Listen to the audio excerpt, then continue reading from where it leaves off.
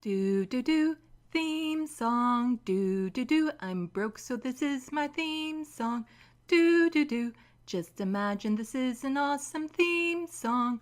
Do do, theme song. Left of the box.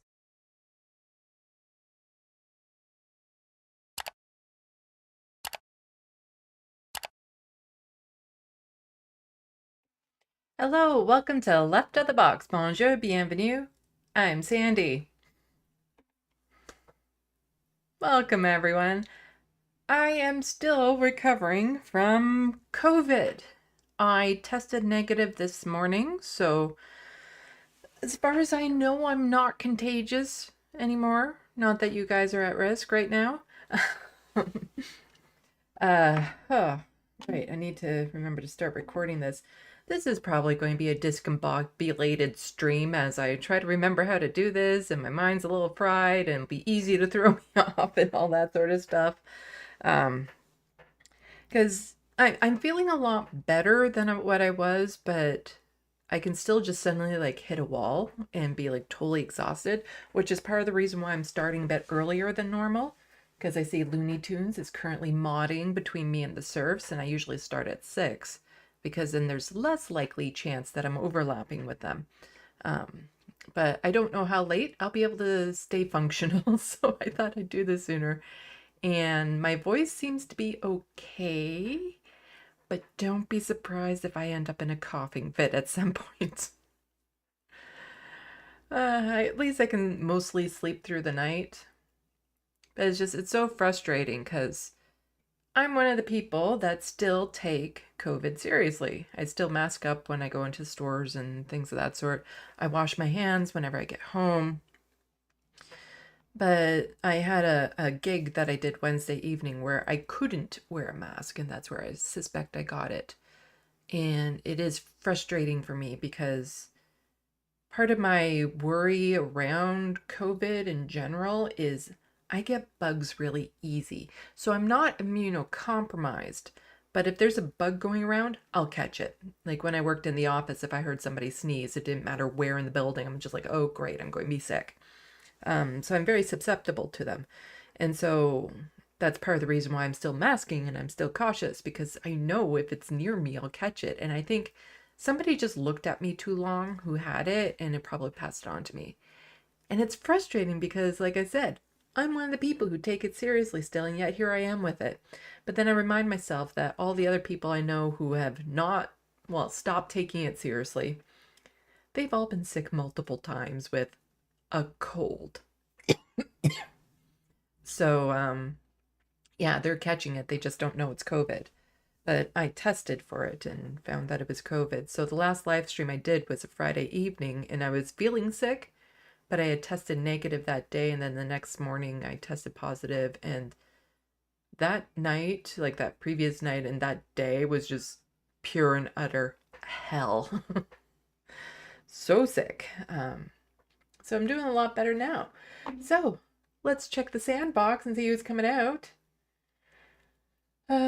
We have Good for Gabby, who initially started to throw me off by saying, oh no, it's 21 hours. I'm like, did I set this up wrong already? It's like, no, it was minutes. It was minutes. Nope, Looney Tunes 9000. Shmagly, MIDI Doctors, welcome everyone. Welcome, welcome. Don't think I'm missing anyone. Yeah, so I am feeling a lot better. But I'm still not healthy. So we'll see how well this goes, because there's so much news I want to get to, so much Canadian stuff. But first, a couple little funner things while we're waiting for people to populate the sandbox. I started a new drawing while I was sick. So I put a pause on the big drawing of a cat that I had named Thumper that some of you might be familiar with. I've showed the video online that I'm working on it. And I didn't want to be working on it and like end up sneezing on it. So I'm like, I'm just going to take a step back.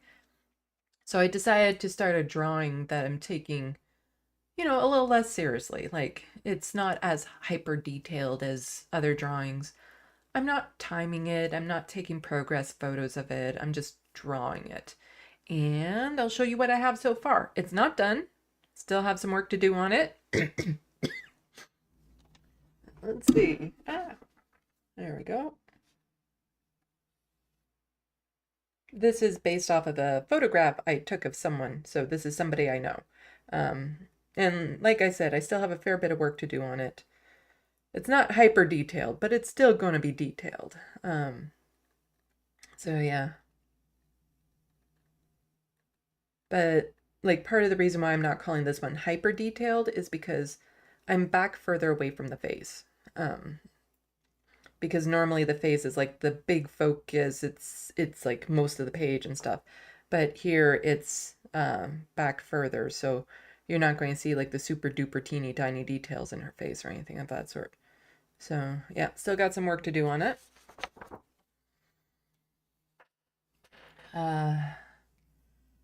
Also, my channel kind of got a little bit more popular thanks to a clip from the live stream I did with Mike from the Humanist Report. I posted a clip. Well, I posted a couple clips, a few clips, but two clips in particular. One was a longer clip where we were talking about TYT and going over a video of theirs. And that one did, well, got thousands of views on it, which for me, for a clip, is really good. But then I posted a shorter clip, which was right before that one, technically. And it was just about me and Mike talking about the direction TYT is going and how disappointing it is. And that one was only about 10 minutes long. And that is now the most viewed clip on my channel. I'm just like, really? Really? That one.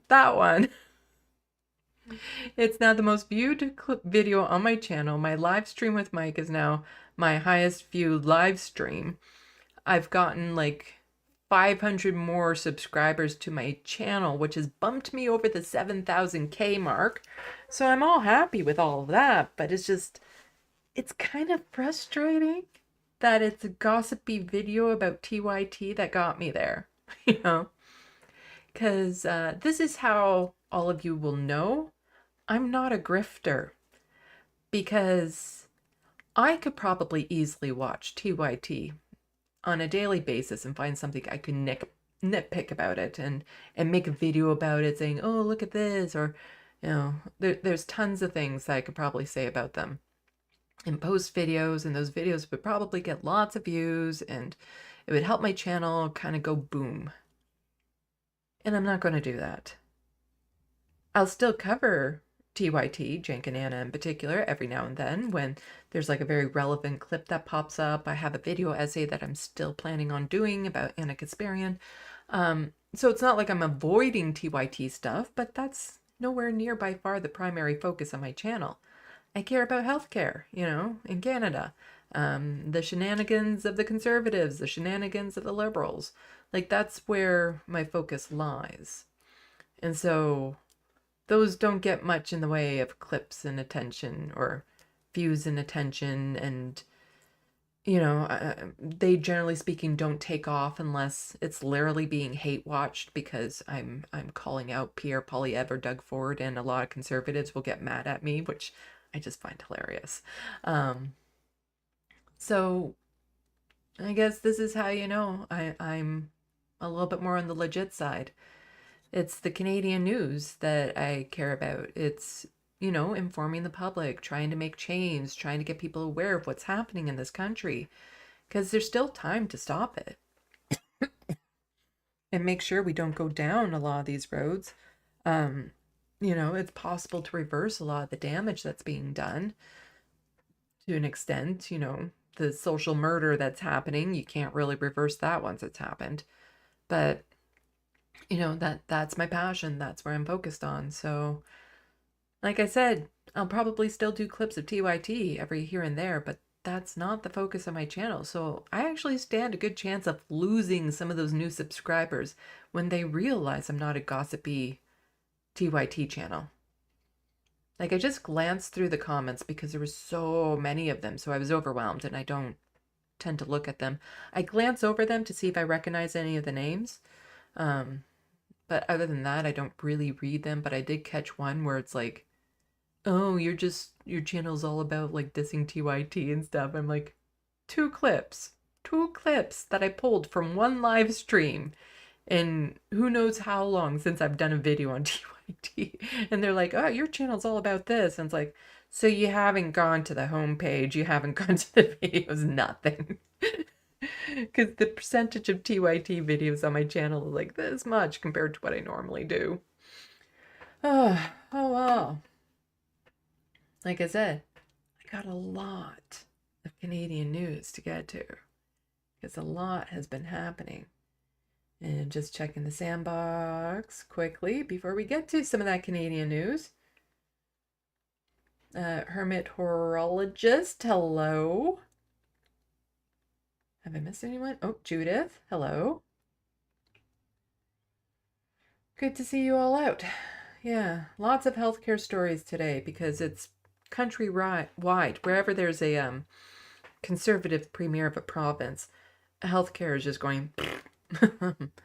But something that's a little bit personal to me right now, and part of the reason why I fear catching COVID so much is we don't know, long COVID, some of the long-term effects. And when it was first going around, they said that there was a risk of this particular thing. And it got me worried. And I'm still worried because I'm still just coming out of COVID. So there's no telling what kind of damage this has done. But let's go to this news article so you know what I'm talking about.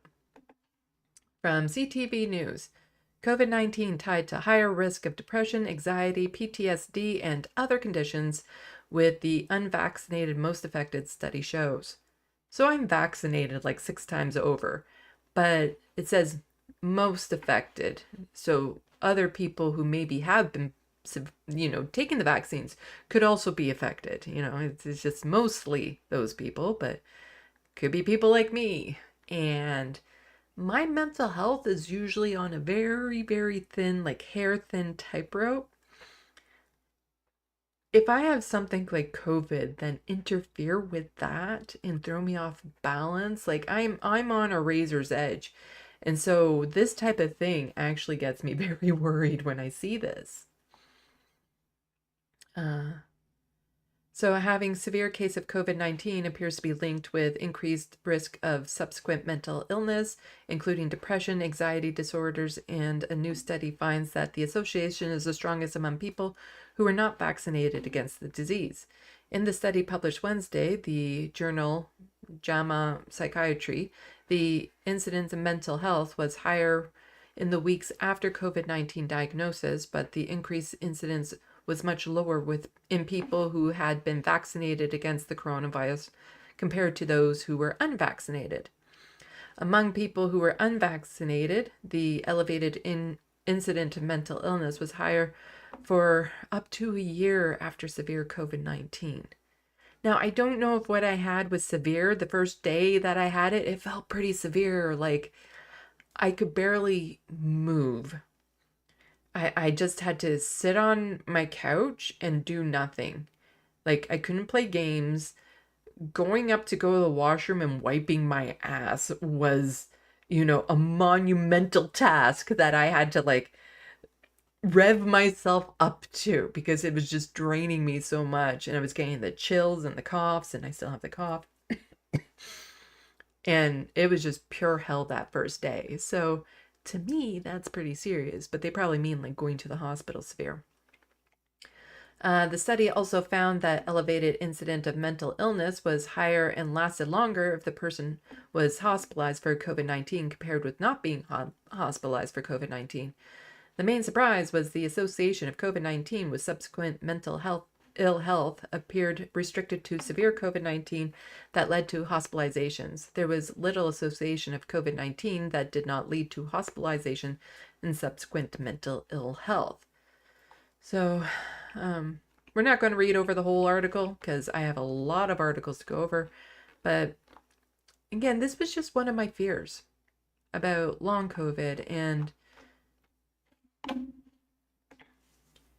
it may be because I already live with disabilities The thought of getting another one due to long COVID is very worrying to me. And I think it's because I'm just more aware of what it means to have a disability. Because a lot of people who have no disabilities don't really understand the impact that it has on your life. Like how when you have a disability, it really can restrict you from participating in life in some way or another. And I think a lot of people who end up with long COVID finally, unfortunately, understand, oh, this is what they mean, because they could have things where they're extremely exhausted all the time, they have no energy, they're lethargic, and all these other things that are invisible, kind of mental health issues or um, physical health issues. And I think they really start to understand like what it's like for somebody with disabilities who has been on disability. It's not fake. These disabilities are real. Like you don't get onto disability payments from the government if it's something minor. Like it has to really prevent you from participating in the capitalist society. And, it also has impacts on my relationships and, you know, all that sort of stuff. Like part of me was wondering how well my mental health is doing because I quarantined myself completely for, that week up till yesterday.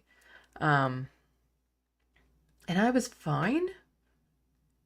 And I'm worried about that, having absolutely zero contact with people for a week. And I'm like, I could keep this up. House arrest, that would do nothing to me. But it's one of those things where a lot of people I think are finally understanding what it means to have a disability. And since I already have disabilities, the thought of getting another one because of COVID, where it feels like that's a preventable disability, you just don't get COVID and you're fine. But there's only so much you can do. You can wear masks all you want, but unless other people are taking the same precautions, because as they always say, the masks are more for stopping you from spreading it versus stopping you from catching it. And if you're the only one in the store that's still masking, it's really only a matter of time again before you get it, which sucks because, the long-term effects of this illness on people, especially people who get like a lot of repeated infections without vaccines, in about like 5 years or so, I have no idea what that's going to develop into. Uh, so let's check the sandbox and then we can get into like this. I have like a gazillion tabs open with like a whole bunch of news that I try to condense into a few stories. Let's check the sandbox quickly. Judith saying government for the people now. Yes, that would be so nice. And also saying funds should be allocated to healthcare first and foremost. Yes, it should be. And it should not be going towards private or religious institutes to look after our healthcare. Alberta. We'll get to that. Good for Gabby saying, I think I have long COVID. I have chronic fatigue, what they used to call fibromyalgia. I haven't been the same since I had COVID 2 years ago. Yeah. Also, immunocompromised, strong link between immunocompromised and long COVID. Yeah. Like I said, I don't think I'm immunocompromised, but I'm very susceptible to catching bugs. But when I do catch the bugs, they don't seem to be worse on me than it is on anyone else. And that's why I think I'm not compromised with my immune system. I just catch a lot of bugs. And one of the nice things about masking up since 2020 because of COVID was the only times I have caught a bug was COVID twice.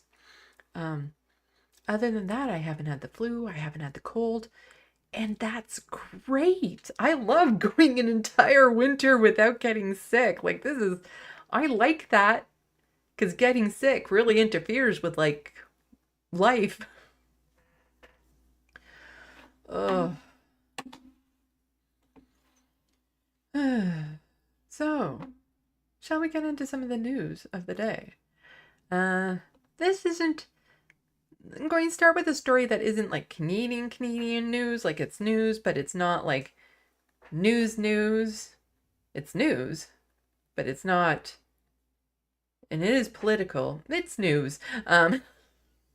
This makes any sense. Uh, I guess, yeah. It's not policy news. Okay, there. That's what I think I mean to say. It's not to do with policy. It's more to do with culture. It's culture news in Canada. So I'm not going to do the bumper yet. I'll do the bumper when we get into policy news in Canada. How about that? Oh, it's going to be a long live stream. Like, I didn't bother doing myself all up or anything either. It's just kind of like, yeah, whatever. We're going to be very chill and laid back in this.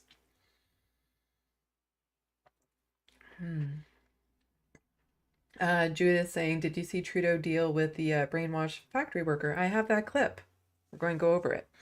But for people who are just joining the stream now, I want to show this off because I'm proud of it. A drawing that I'm working on.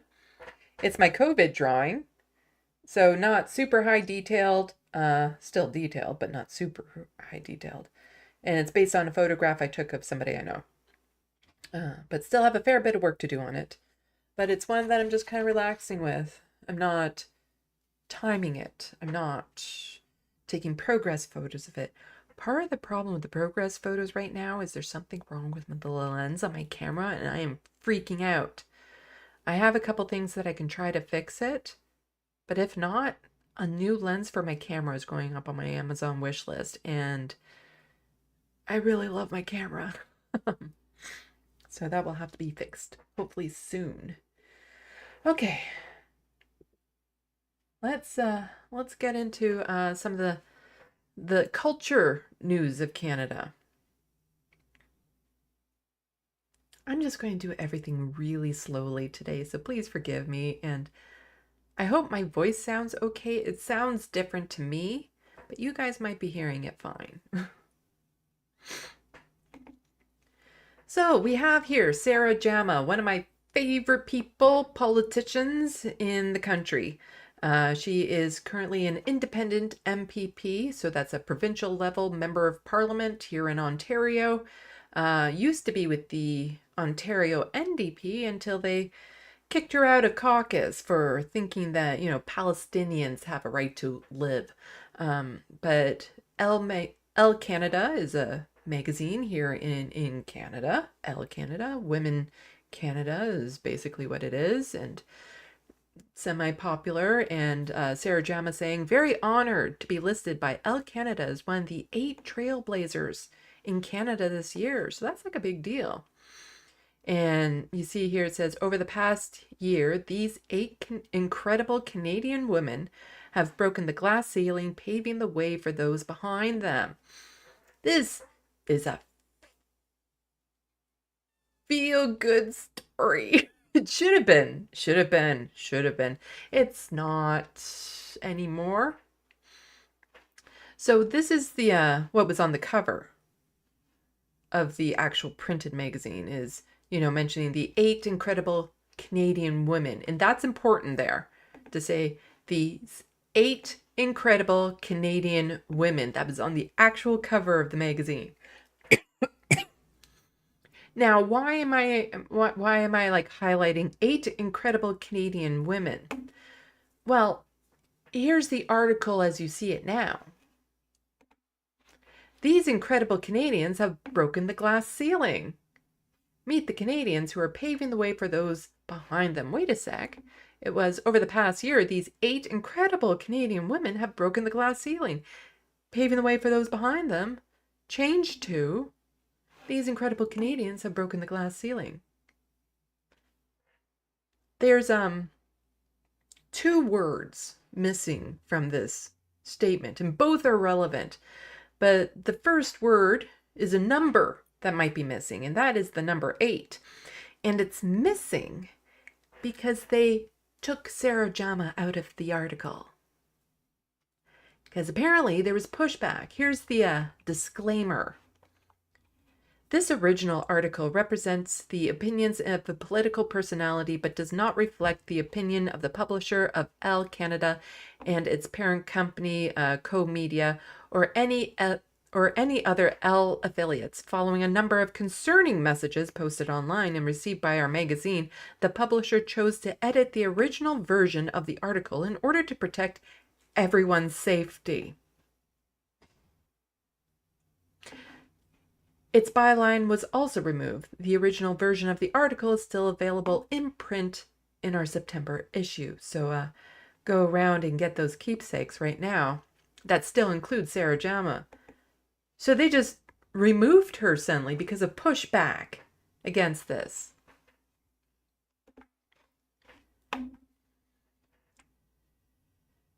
So just saying, Elle Canada rewrote the headline, 8 incredible women who have broken the glass ceiling, to remove Sarah Jama. And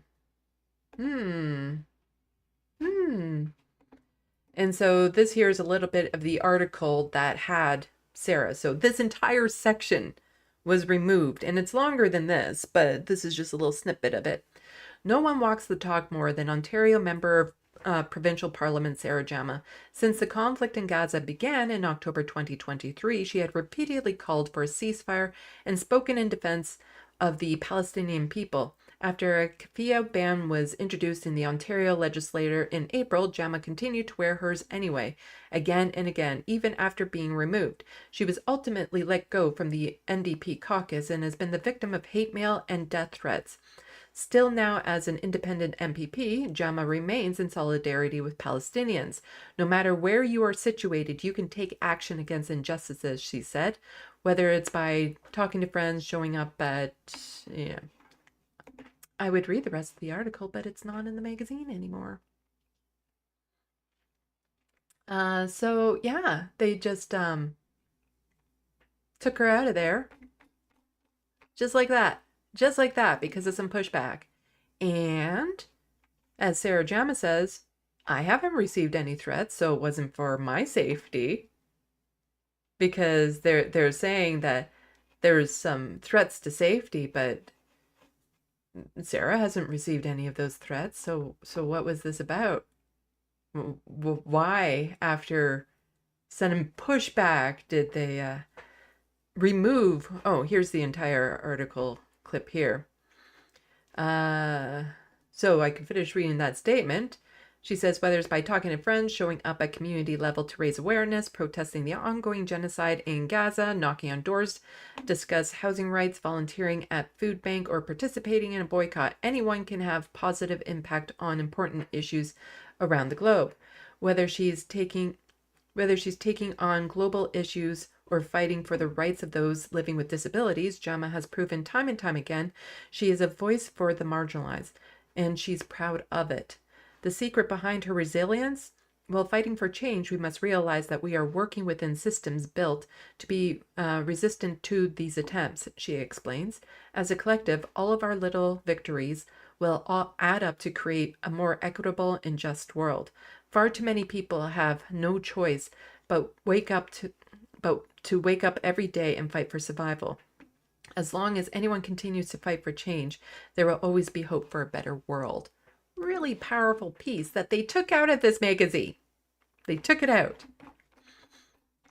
Now, this was 8 women in this magazine, so one would hope that the other women maybe be like, hey, what you doing? That's not cool. You shouldn't do that. And I looked a little bit more into it because some people are saying like, oh, none of them spoke up. So I Googled the names, and some of them simply aren't on Twitter. So they're not commenting. Some of them have not even acknowledged their presence in the magazine whatsoever. One woman who is on Twitter, but who hasn't said anything about Sarah's situation, I think she's simply just not on Twitter and doesn't even know this has happened, because she is actually retweeted somebody else in solidarity with the people in Gaza. So I don't think she would have anything negative to say. But, where are the other women who are like maybe saying, hey, Elle Magazine, it's not cool that you just suddenly cut out somebody, a very powerful voice because of some pushback to the magazine. Well, one of them did. And some people are, so some people are wondering who the editor was to make this decision, just kind of out of the blue like that. But to continue my train of thought, somebody did push back, one of the other women in the magazine, Faye Johnstone. Last few days haven't been pleasant, as my inclusion in this article sparked another wave of anti-trans bigotry and hatred. That said, I want to make clear my shock and disappointment with Elle's decision to remove Sarah Jama from the list. I also don't find it, it is, again, one of those things that's usually people from more targeted groups often will support other people from extremely targeted groups. So Faye Johnstone is a trans woman. So it doesn't surprise me that she would speak up and be like, hey, why are you removing Sarah Jama from this list? Because she supports Palestinians. She wants an end to the genocide. Like, this makes no sense. Why are you doing that? And as Faye mentioned, this article sparked another wave of anti-trans bigotry towards her, and she was part of a chocolate bar, the Hershey thing back in Canada, and was targeted with a whole bunch of hate and vitriol and stuff. And so chances are the magazine got a lot of threats and stuff about her. And but she's still in the article. They didn't remove her from the article. But remember what I was saying earlier about 2 words? So again, let's read this. Over the past year, these 8 incredible Canadian women have broken the glass ceiling, paving the way for those behind them.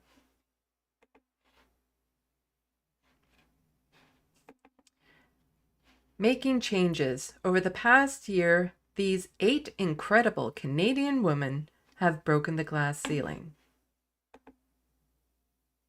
To what is now on the article, these incredible Canadians have broken the glass ceiling. Meet the Canadians who are paving the way for those behind them. Notice the other word that's now missing?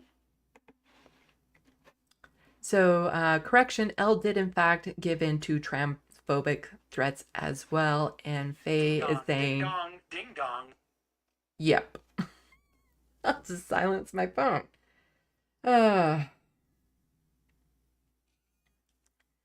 So, yeah, they took the word woman out of the headlines.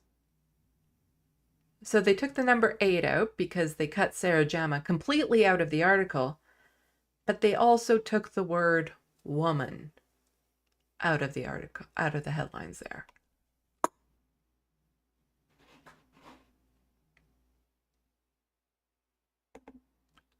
Uh-huh.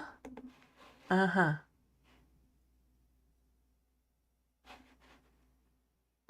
Okay, what the fuck, Elle Magazine? Seriously? Seriously.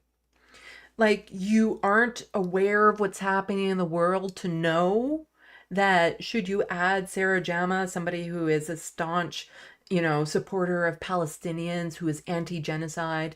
Like, we've seen how people who are pro-Palestinian are treated in the media, how they're called anti-Semitic and all that sort of stuff, when they're not, they're just anti-genocide. We know that this is a thing. And also, we know that whenever a women's magazine or a woman's project out there includes a trans woman, there's going to be pushback. So are you saying you included these 2 amazing women in your article without any awareness that there was going to be pushback? You included them, but you didn't have the gall to then support these incredible women that you put into this article. Instead, you remove one completely and then remove sense of gender from the title to cover for the other. What kind of bullshit is that? Seriously.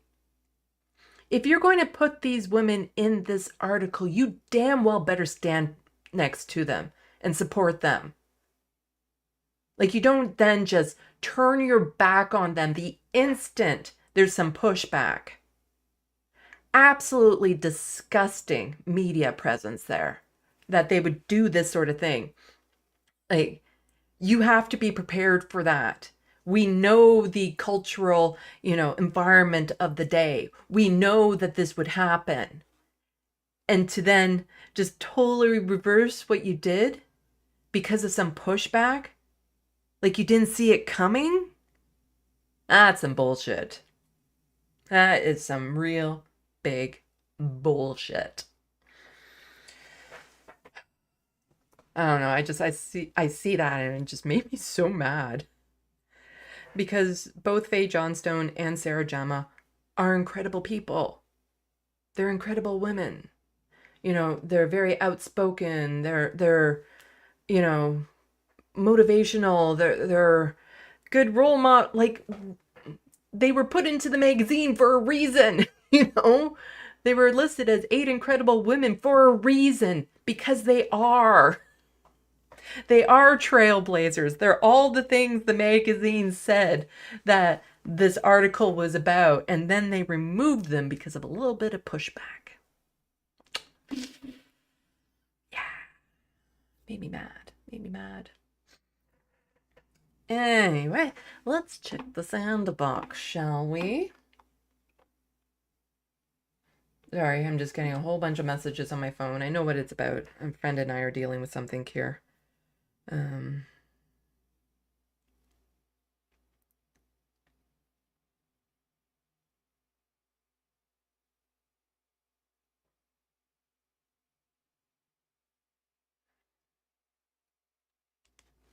Okay.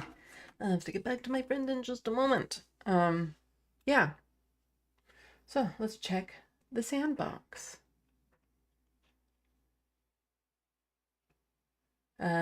Shirley Helion saying, damn, that's incredible artwork. Thank you. Bad Lefty, that's beautiful, Sandy. Yeah. People hoping I feel better soon. I'm definitely feeling a lot better than I used to. Bad Lefty, Sarah Gemma, my favorite Canadian, MPP, but I only know about 5 mostly for very bad reasons. Yeah, that's the thing. It's like, if you go on a whole bunch of dates and then you bump into one of them after a long time and you remember them, it's going to be like, you might not necessarily want me to remember you, because if I remember you, it's going to be because the date was really, really good or really, really bad. What chance do you want to take? So you remember the really good ones and the really bad ones. And Sarah Jama is a really good politician. But then the vast majority of my stories are focused on the really bad politicians that we're going to be getting to in just a moment. BKK, gee, I wonder who pushed back. Shemagli, they are paving over the glass ceiling. Yeah.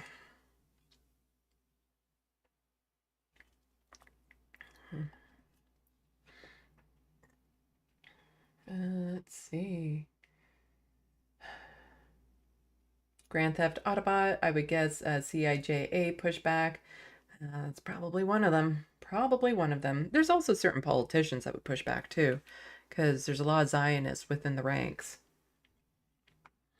But still, like, when I read over the article that was focusing on Sarah, what kind of red flag was there? Like, what is in that article that's just so offensive? You had to remove the entire thing.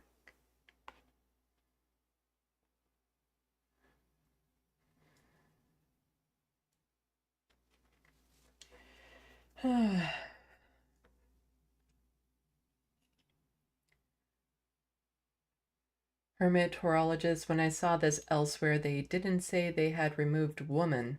Yeah, well, they had removed the word women from the article.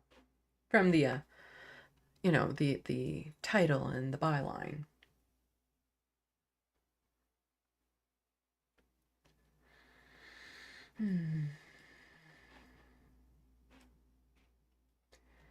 Okay. This is going to be a long live stream. I have a lot to go over, and hopefully I have the energy to go over it because there's a lot to go over, and I want to get over it. So we're going to go into a fairly tragic story right now. So, warning about that. It's about RCMP shooting up a child. So we'll get into that. And just some information about how tragic the whole situation here is in Canada when it comes to Indigenous peoples and policing. So I'm not going to do my catchy little bumper to lead into this one, because it is a very tragic story.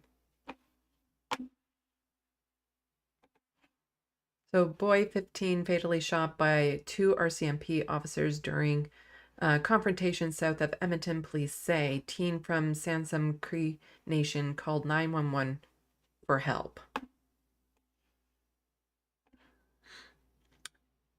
A teenager in mental duress called the police for help and wound up being shot by the officers. See, this is why I tell all of my friends that if I'm ever having a complete and utter meltdown, do not call the police. And if I'm telling you to call the police, it's because I'm hoping that they will do things. Don't call the police for mental health crises, because they're trained to treat everyone as an aggressor and fire first, ask questions later. The news that a teenager was fatally shot by police early Friday morning has shocked many residents and communities across central Alberta. The 15-year-old boy from Sansom Cree Nation had called 911 for help, alleging people were trying to kill him. That would be the RCMP. RCMP said Friday. Officers found the boy in Wetaskiwin, Alberta, a city just north of the First Nations, with several weapons. Officers were able to confiscate them, but a confrontation occurred that led to Mounties firing their guns, according to news release RCMP issued Friday afternoon. The boy later died in hospital. It's sad, said Mary McKenna Mind, who learned of the shooting from customers at work in Alberta, just south of the community. A 15-year-old, it's horrible.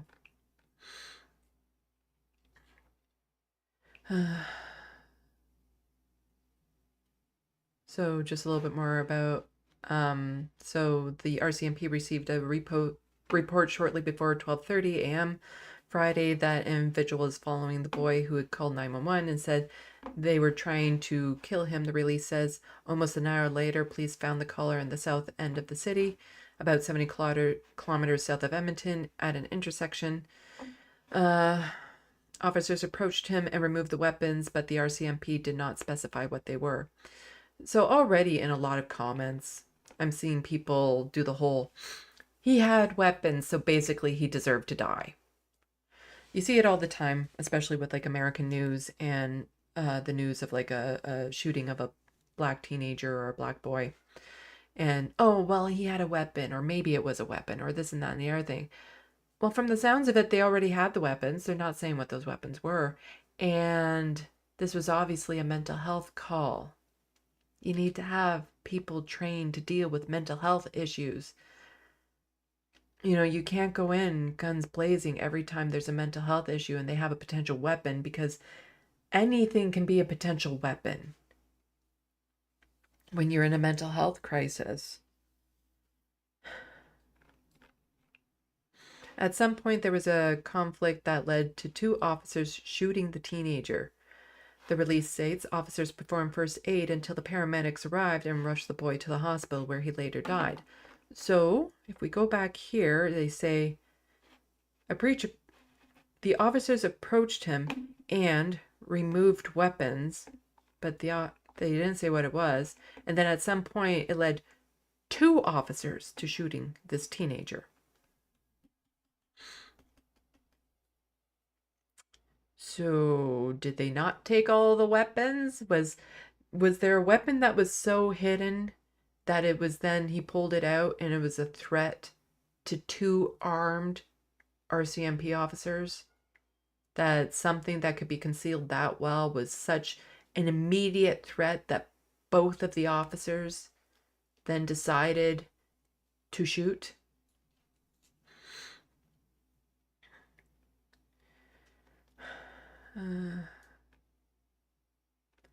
So they're having, the Alberta Serious Incident Response Team, which is supposed to be separate from the police, investigating this to see what's happening and stuff. But this is an all too common issue here in Canada because, again, we're very distracted by what happens in the United States. And you hear about police shootings in the States all the time, and it's really high. And when you compare the United States to all the other, similarly situated countries, they're the highest by far when it comes to police shootings. But what they tend to forget to mention, or what our news media tends to forget to mention, is we're the second. We're the second worst. Of course, nowhere near as bad as the United States, but we are the second worst. And the vast majority of people shot by the police or killed by the police are Black, Brown, and Indigenous peoples, often suffering a mental health crisis. Just a tragic story. And, defund, dismantle, reinvent. We shouldn't.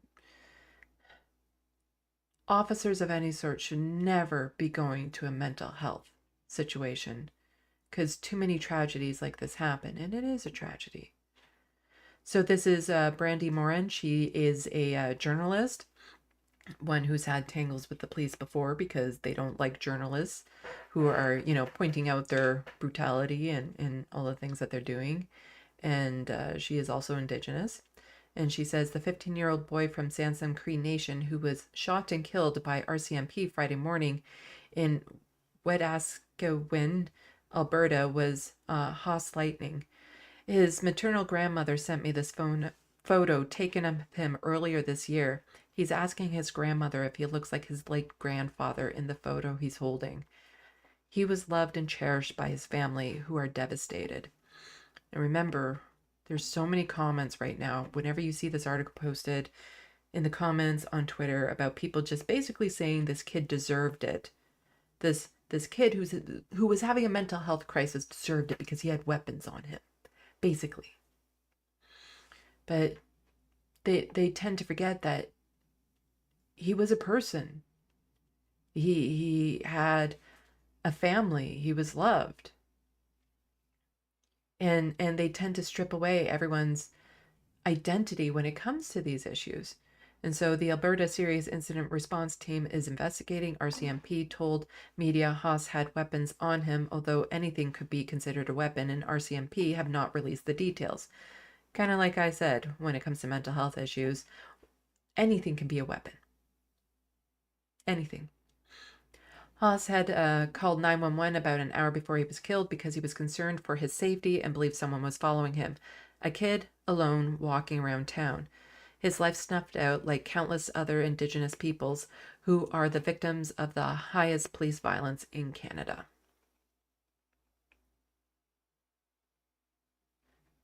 That is heartbreaking.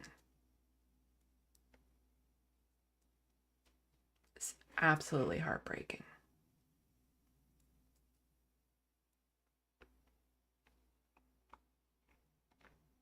So that was just taken earlier this year.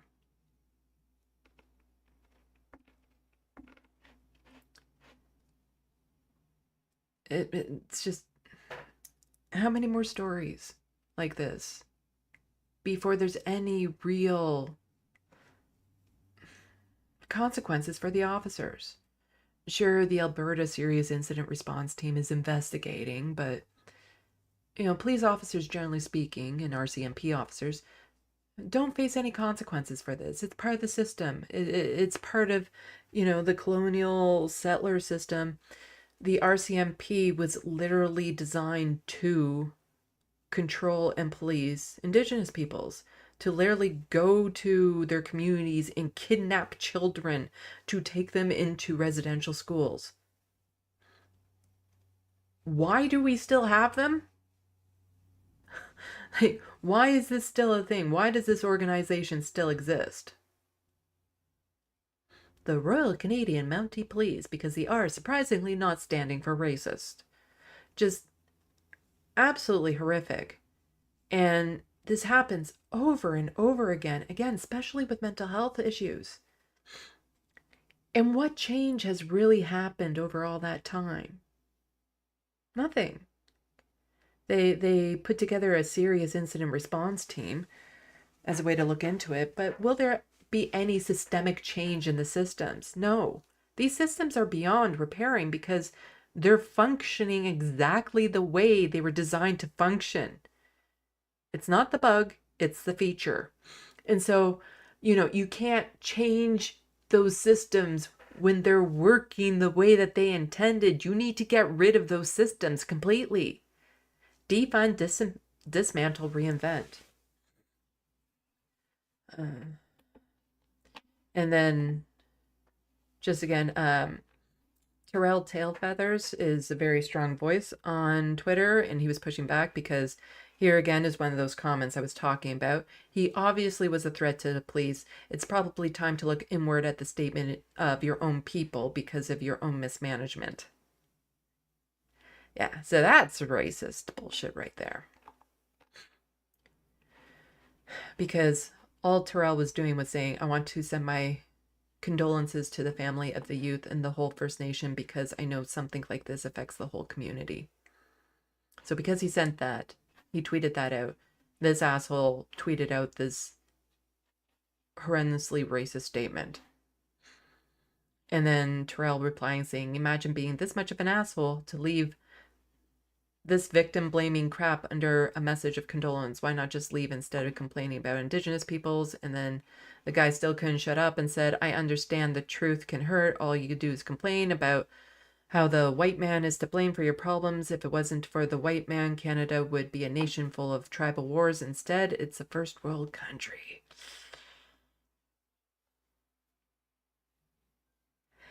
And you wonder why advertisers are leaving the platform. Because racist asshole like this exists on it. And of course, catchy name here, Canada History XX. Well, he doesn't understand Canada history then, or anything of what happened here. Because, as Terrell points out, Canada still imposes the Indian Act in 2024. For almost 150 years now to keep First Nations peoples from progressing economically. Where would all Canada be without keeping that oppression in place to benefit from all those lands and resources? And so when I refer to Canada as an apartheid state, this is what I'm talking about, the Indian Act. It's because Canada is an apartheid state. Still. This is still an act that's in place. And so I have just a Wikipedia page, and there's also the Canadian Encyclopedia that goes into a detailed history of this. But the synopsis here, the Indian Act is a Canadian act of parliament that concerns registered Indians, their bands, and the system of Indian reserves, first passed in 1876 and still in force with amendments. It is the primary document that defines how the Government of Canada interacts with the 614 First Nation bands in Canada and their members. Throughout its long history, the Act has been a subject of controversy and has been interpreted in different ways by both Indigenous Canadians and non-Indigenous Canadians. The legislation has been amended many times, including over 5 major changes made in 2002. The Indian Act basically states that Indigenous peoples are the ward of the state. Yeah.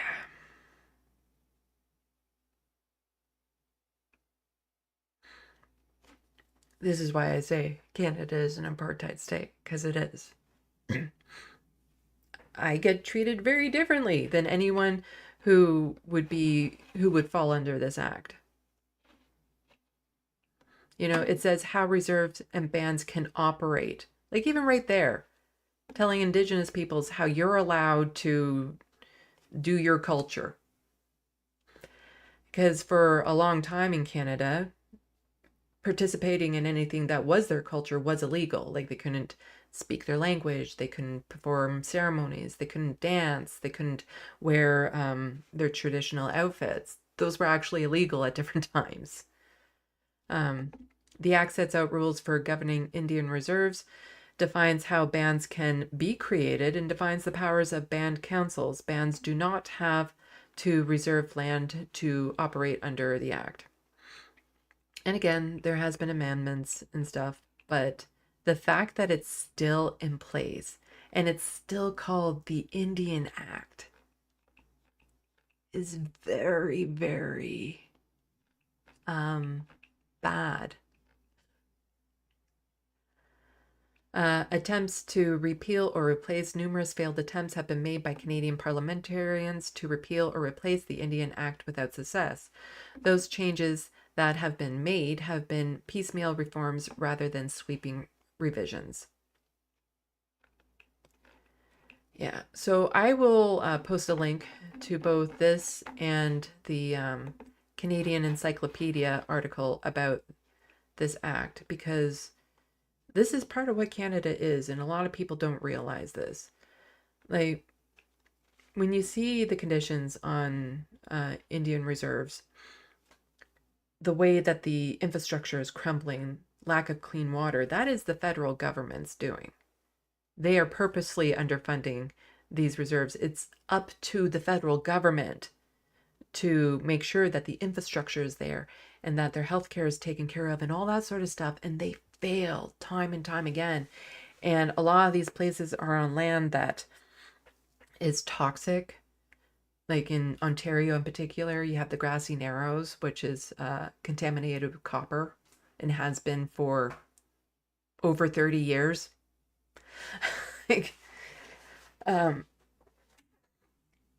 so like you just go through a brief history of what this country has done to Indigenous peoples when it comes to the 60 scoops, the residential schools, the day schools, the dissimilar treatment, the lack of health care, the lack of clean drinking water, the way that they dismantle their communities, the way that, you know, they would say, if you get a job as a lawyer or this or this or this, then you give up your right to call yourself an Indigenous person and all this sort of stuff. Like, there were so many barriers put away. These families were shattered over and over and over again. And then some people are just saying, well, you're doing it to yourself. Some asshole white men, for the most part, just saying, you know, oh, well, maybe if you got your act together. And it's like, no, the government should be supporting Indigenous peoples however they want. There is no possible way to ever undo the harm that this country has caused. None. We have committed genocides. Canada has committed genocides. There are bands that were completely wiped out of history because of this country. There is no amount of money or compensation that can make up for the damage done. And so at a very bare minimum, this country just needs to shut up and listen to what Indigenous people say and say, okay, here's the check. That's it. That's it at this point. It is just disgusting that this is still happening, and, you know, very little media attention. You know, you don't hear about it the same way you hear about the shootings down in the States. And a large part is, again, Canadians tend to pay more attention to what's happening in the United States than we do pay attention to what's here. And if more Canadians paid attention to what's happening here, we could fix a lot of this. Like, we're in a parliamentary system. It's not that difficult to actually elect in a government that could fix a lot of these messes. But since people don't know where their power lies, they don't do anything because they think that change is impossible, because they're not taught that they can make that change. And, you know, back before I got into politics, one of the things that I was looking into was where can I, best make change? Is it through activism or through becoming like involved with politics? And the realization to me was, in order to, the best way to know how to change the system is to first know how that system works. And very few Canadians know how our system actually works. And so it's important that we share these stories, we talk about these stories, we get more people signing up to my channel. um, so that, Canadian news can get out to Canadians, and we can, you know, start working to make a difference, because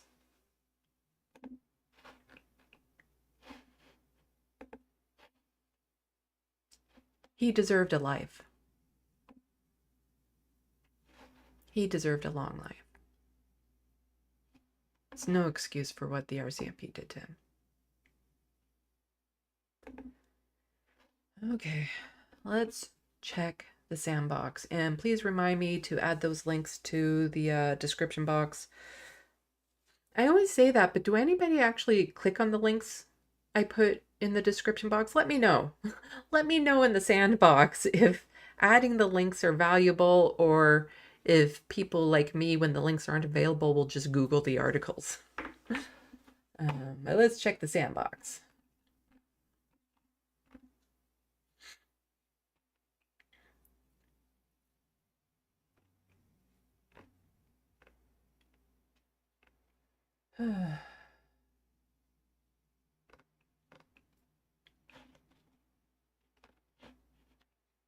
Let's see.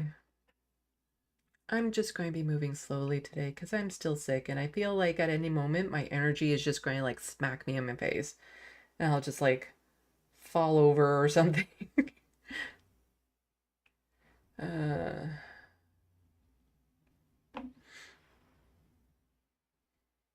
Bad Lefty, why put these women in the article at all if you were never going to stand behind them? Why? Yeah. Old Greece, as in replying to Judith, as in irrelevant son of a reverend. That infuriates me. So few Christians are Christian. I've been seeing a lot of that on Twitter recently, where some of the worst, most despicable comments come from people who have like proud Christian in their bio.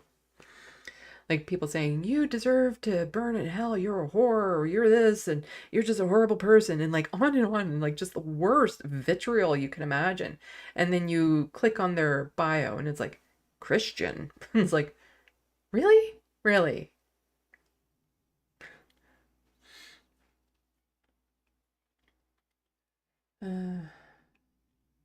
Looney Tunes 9000, long live stream, you say? Oh, this is not going to be long. I have a lot of news to cover, so it might be it's not going to be a 5-hour long stream. Looney Tunes 9000 is still waiting for the day. Waiting for the day.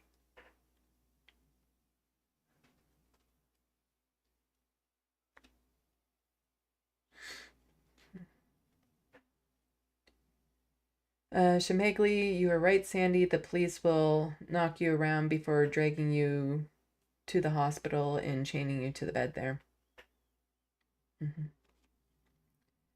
Sarah Leela? Hello. I don't think I've seen you in the sandbox before. And I don't think I've seen Old Grease in the sandbox before. So welcome to the sandbox.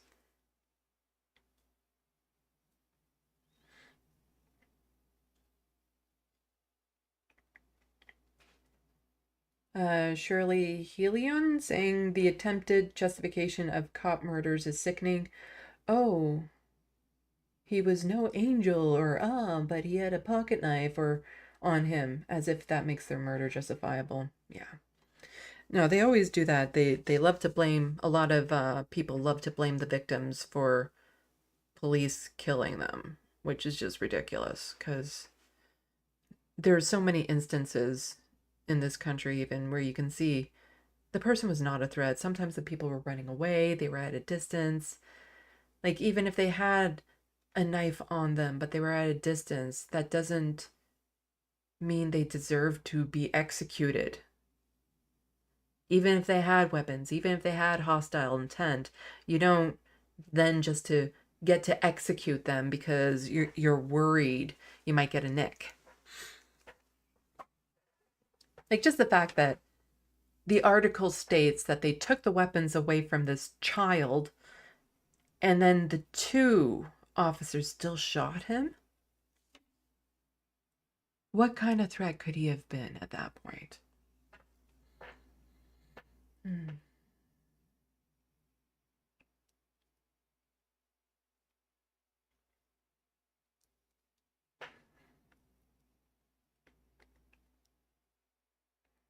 Let's see. Grand Theft Autobot and racism. Yeah. Quite honestly, I don't know how a lot of the people I admire on Twitter put up with it all the time. And you quite regularly see that sometimes they just need to take breaks for their own well-being and stuff. But like Terrell can post a charming picture of his grandson and receive some of the worst comments under it. Just absolutely sickening.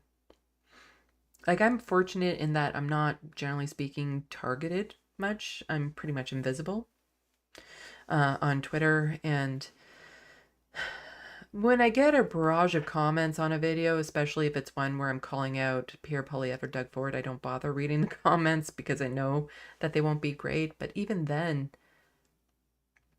the ones that I have kind of glanced at, they're nowhere near as disgusting as Indigenous peoples get, as trans women get. Nowhere near as close. And, you know, part of it is my white, heteronormative passing privilege. Like, I am white, there's no doubt about that. I'm about as pale as you can get while still looking healthy. But looking at me, you wouldn't think, oh, there is a queer NB right there. Like, you wouldn't think that. So I, generally speaking, am not targeted for that type of hate. And then even some of the comments that I do glance across are just so ridiculous. Like somebody complaining in the video that I had with Mike that got over 23,000 views at this point. Somebody complaining I was talking in it. It's my channel. I'm going to talk. If you want to see him talk and only him talk, he has a channel. So life cops get suspended with pay, a paid vacation, and if they're suspended without pay, they get suspended for a length of time that equals actual paid time off. Yeah, something I've pointed out plenty of times on my channel is quite often they'll be demoted, and they'll be demoted for like a few years. They're going to be demoted for 3 years, so that's going to hurt them. But then when you look up their salary, because you can look up their salary for a lot of them, you find they're still making over 100 grand a year. They're not suffering.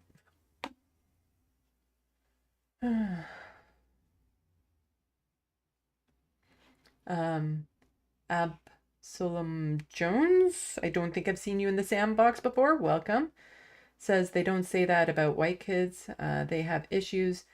We have to be compassionate to the white kids. Yes, it's always the double standard. And there's been lots of instances of that too in Canadian media where even when it was that kid down in the States, oh, I can't remember his name off the top of my head, where he shot a couple protesters and stuff, and you look at the articles up here in Canada and there's a picture of him fishing and looking all happy. And you see a lot of that kind of double standard in our media as well, where it's like, oh, here's this white kid that inflicted a whole bunch of violence and a picture of him at graduation or looking all happy. Or this victim of this whatever, and look at how precious this white child was. But when they're Indigenous, when they're people of color, all of a sudden it's like, well, what were they doing that made it so they deserved to be executed?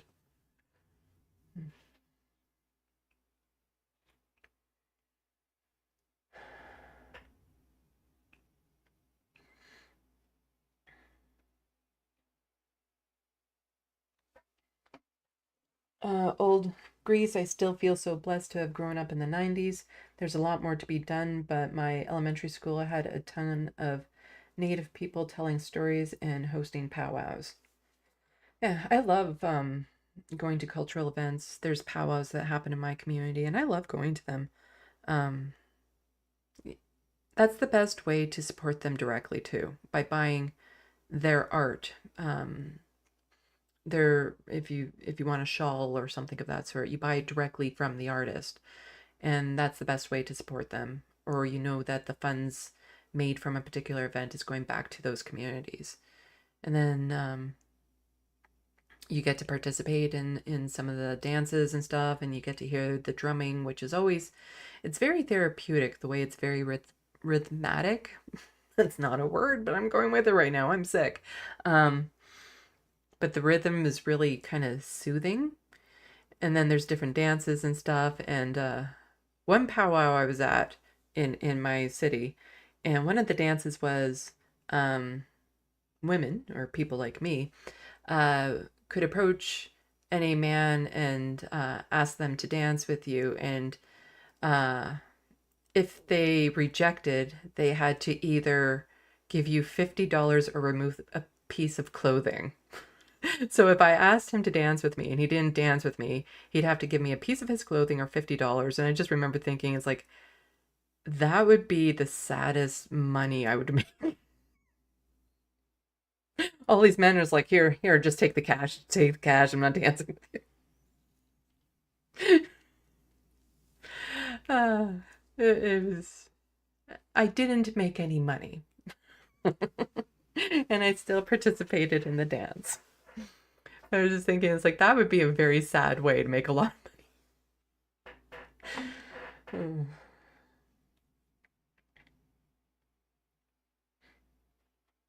Looney Tunes 9000, 30 years you say, about the Grassy Narrows? Yep. And I have videos. I've actually clipped them. They're on my video page, and you can go see specifically about the poisoning on the Grassy Narrows and how it's basically been the federal government, provincial government arguing over who needs to fix it for over 30 years. And meanwhile, their fish is contaminated with is it copper or mercury? It's something toxic. It's toxic. Speaking of videos on my channel, to help with the algorithms and everything, I do very much like to try to get them all above 100 views. And there are two videos that are struggling right now. One is an art video, very easy to watch, no politics involved. And the other one is a short video about Doug Ford. Please, while you're watching this, if you could open up a separate tab, go to my videos. They're not too far down and they're beside each other. Click on one of them, hit mute, let it play in the background. That would be great, just to help them get over that 100 view mark.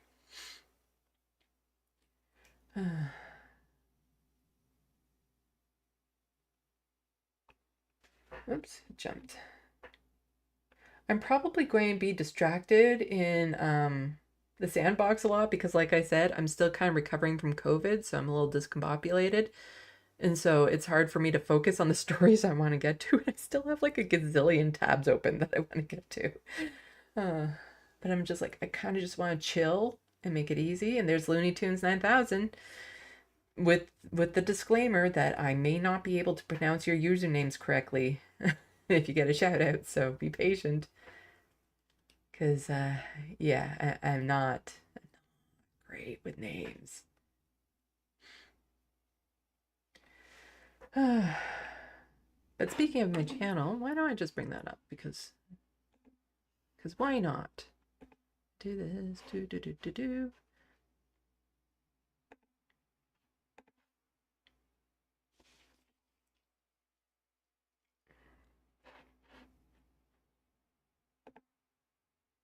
Look at this teeny tiny print there. Let's see if this works. Can I make this page bigger? There we go. Look at that right there. 7,250 subscribers. I've gotten almost 500 new subscribers since this video took off. Also, it's these two videos right here that I'm trying to squeak over 100 views, if people wouldn't mind doing that. New art project and, well, at the pharmacy, Doug Ford got a Band-Aid. If you could help them get over 100 views, that would be great. But here's something. Do I have my celebration things here? I don't. Darn it. I have to switch back to the other screen to show my celebration things. But look at that. I've been wondering for ages, is like, when am I going to get over that 7,000? Because I would get to like 670 or 6,700 and then would drop back down and it would fluctuate back and forth. But this one just kind of blew past 7,000. So let's go back here and let's do this. A little celebration. Do, do, do, do, do. Woo. Oops, that's not the right thing. Let's do this one. There we go. Celebrate. One. Yay. Do, do, do, do, do. Do, do, do, do, do. Are you supposed to blow into these things? I'm not entirely sure. Celebrate. Yay. OBS working with this. Woot, woot. It's on my face now. Ah.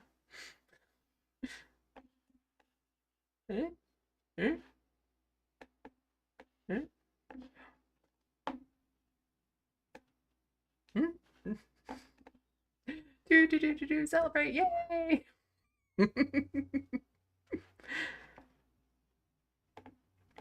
Yeah, I've been wanting to get over that 7K mark for quite some time, and I did that.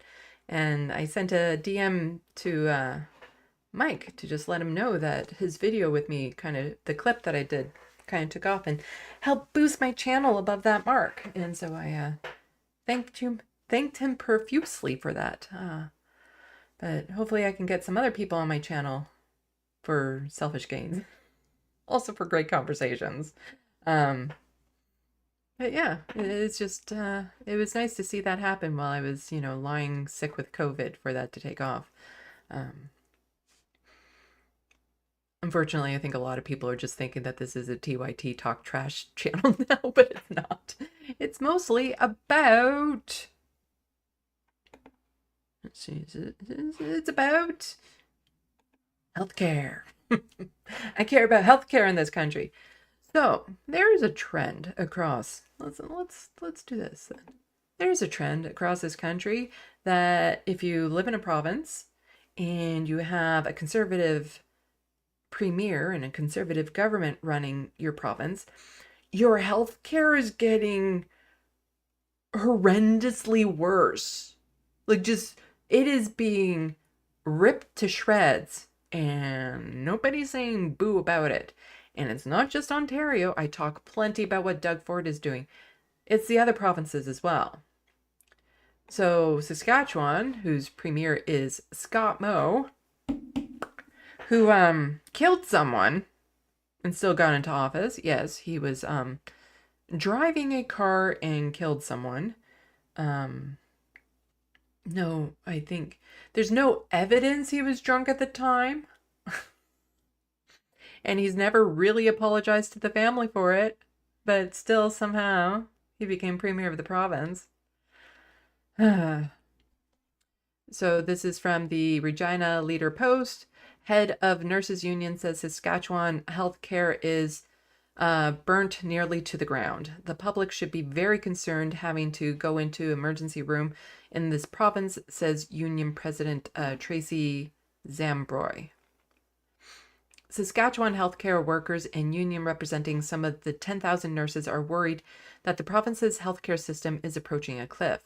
The Saskatchewan Union of Nurses, SUN, representing registered nurses, nurse practitioners, registered psychiatrist nurses, established an email address for members this week so they could send in complaints and concerns. In the midst of it all, St. Paul's Hospital emergency room in Saskatoon admitted 41 patients with no beds available to them. So in Ontario, we're having a large issue with, emergency rooms just being shut down. Like if you need to go to the emerge, you have to literally travel to a different community because they're just shut down because they don't have the staff. And here, 41 patients without any beds. And this is that whole hallway medicine that conservatives love to say that would happen if the NDP got in charge. Because the last time I had to go to the hospital via ambulance, that was scary. And since I didn't need a bed right away, I got a fit to sit notice. So they wheeled me into the waiting room where I kind of slumped over in the chair I was sitting in until my name was called. But leading into there, I saw some people on stretchers where it's like they really should have been in a bed. Really, really should have been in a bed. One email sent this week, which was shared with the Leader Post, took issue with the continued rocky rollout of the Administrative Information Management System, AIMS. The program was designed to administer payroll, human resource supply management, and procurement. AIMS has created a shortage so significant the cardiac unit in Regina has not been able to accept patients at this time due to running out of batteries to run the cardiac monitors, read the email sent to Sun. Another nurse working in the neonatal intensive care unit said their department runs out of formula all the time and we have to find alternatives that's a close alternative. We have run out of PICC lines, feeding syringes. It seems every week we are out of something new and compromising alternatives in place or trying to work without, the nurse added. Employees have also continued to mention issues regarding payments with Sun, reporting some workers have been faced with mounting fees on missed mortgage payments. It's just underfund, treat the workers like shit, make it so nobody wants to stay in the system, break the system, and then they're like, oh, well, maybe we can start privatizing some of this to get you guys the services you need. Let's see. There's a bunch of articles, so I'm not going to go over the whole thing. You can look it up if you want, but just, again, falling apart. It's falling apart. And in some provinces, it's getting worse than others. The one consistent thread throughout is the conservative leadership. And it's intentional. It's all intentional. They want the healthcare system to collapse. And the thing is that when they get what they want and these healthcare systems collapse, what happens? How do you know it's collapsed? It's because people go to the hospital and can't get the services they need. And what happens? Some of those people end up dying. So the conservatives put into place, into motion, to collapse the hospital systems, knowing it will cost the lives of people, because they want to then privatize some of the systems and give money to already wealthy people. They know what will happen when the hospital systems collapse. It means people will die. And they don't care. All they care about is their fucking profits. So, another prime example is Danielle Smith, Premier of Alberta. Danielle Smith, during the election, we will not privatize the hospitals that are under the umbrella of Alberta Health Services, that's the AHS. Seems all the things Danielle dismissed during the elections as NDP lies or misinformation turns out to be true. So let's hear exactly what she said. In that 2021 video where you talked about pathway to privatizing acute care and emergency hospitals, that's what you were talking about in that video. So you're saying this is not a messaging issue, that the NDP is lying. I'm hoping you can just clearly tell Albertans if you would put up acute care hospitals operations, including emergency departments, to private bidders. Is that something that you would consider, if elected, why or why not? Or are you saying you would only contract out surgeries specifically? We will contract out surgeries where it makes sense, and we will not privatize the hospitals. We will not privatize That are under the umbrella of Alberta Health Services. privatize the hospitals that are under surgeries where it makes sense, and we will not privatize the hospitals that are under the umbrella of Alberta Health Services, and we will not privatize the hospitals that are under the umbrella of Alberta Health Services. I hear her and we will not saying this. privatize the hospitals that are under the umbrella of Alberta Health Services. I'm having a hard time believing it. There's so many clips of Conservatives when they were running for office, when they got into office, of saying very directly things like, we will not privatize hospital services. Then just for them to turn around and do that exact thing. Conservatives are such fucking liars. They are liars. The Liberals lie too all the time. But the Conservatives are just so blatant about it. Because you can even show them this footage and they're like, I meant it at the time. And so this is from the breakdown. If you're still on the hostile fart sauna known as Twitter, please give them a follow to stay up to date with Alberta political news. Lots of people are asking what Danielle Smith's personal vision of healthcare is. She spelled it out not long ago. She doesn't want to just create private facilities. She wants to convert existing public facilities into private facilities. Because what needs to occur is that any hospital needs to be able to contract directly so that they can get their funds directly and get outside of this structure that we have where it's sort of trickle down. Whatever finally makes it to the front line, whatever decisions will finally allow you to have, will let you have. We already have a mechanism to set up private surgical centers. So imagine if High River Hospital, which does most of the hernia operations, by the way, in Southern Alberta, what if they said, you know what? We don't need to be under the umbrella of Alberta Health Services. We'd like to charter directly with Alberta Health Insurance and get our money directly. And you give a global budget to pay for what you would expect the emergency room to be on a traditional basis, but then they get paid based on activity. If they're able to do 1,000 hernias, they get paid on a per patient treatment for 1,000 hernias. If they're able to change their operations so they can do 2,000 hernia operations, then you allow the funding to follow through. None of these things would be outside the realm of what is currently possible under the Canada Health Act. That's her spelling it out.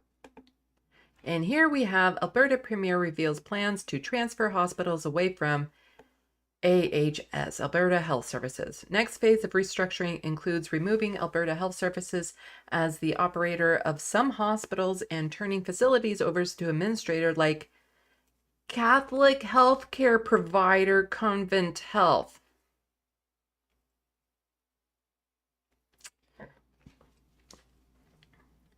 Where has that ever gone wrong in this country before? Having religious institutes, specifically Catholics, looking after something. Because the vast majority of residential schools were run by Catholic schools, institutes.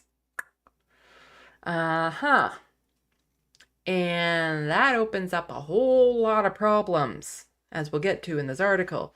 If you give it to Catholic healthcare provider, Convent Health. Is it Convent? Am I reading that right? Convent? I don't know. I am sick. At Drayton Valley UCP Town Hall event, Alberta's Premier revealed her plans to remove Alberta Health Services, AHS, as the operator of some provincial hospitals and turn those facilities over to administrator like Convent Health, a Catholic healthcare provider. Alberta Premier Danielle Smith shared the next phase of her government's restructuring of healthcare in Alberta on August 17th. The Alberta government is currently setting up a structure where the government retains ownership of facilities and leases them to AHS, is prepared to also take away their authority to operate hospitals as well, Smith said. Because if our operator isn't performing the services we need, them, we're going to take the hospital back, Smith said. The next phase is to see how many of these hospitals the AHS currently operates that we can retake ownership over. We can't do it for all of them. Smith says the strategy will improve the delivery of healthcare and help eliminate service disruptions in rural hospitals by introducing two incentives into the existing system: competition and fear. A competition that benefits people with money, and the fear that will affect everyone who can't get their health care anymore. But if we scooch down a little bit,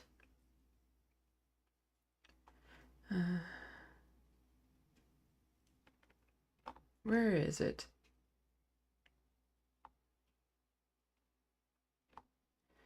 Sorry, I read the article and there's a part in here that I want to get to.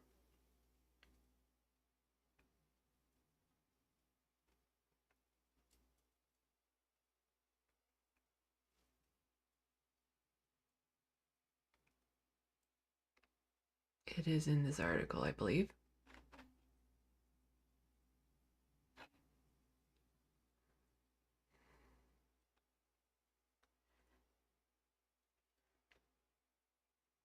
Did I like totally skip it? Sorry, I'm somewhat out of it.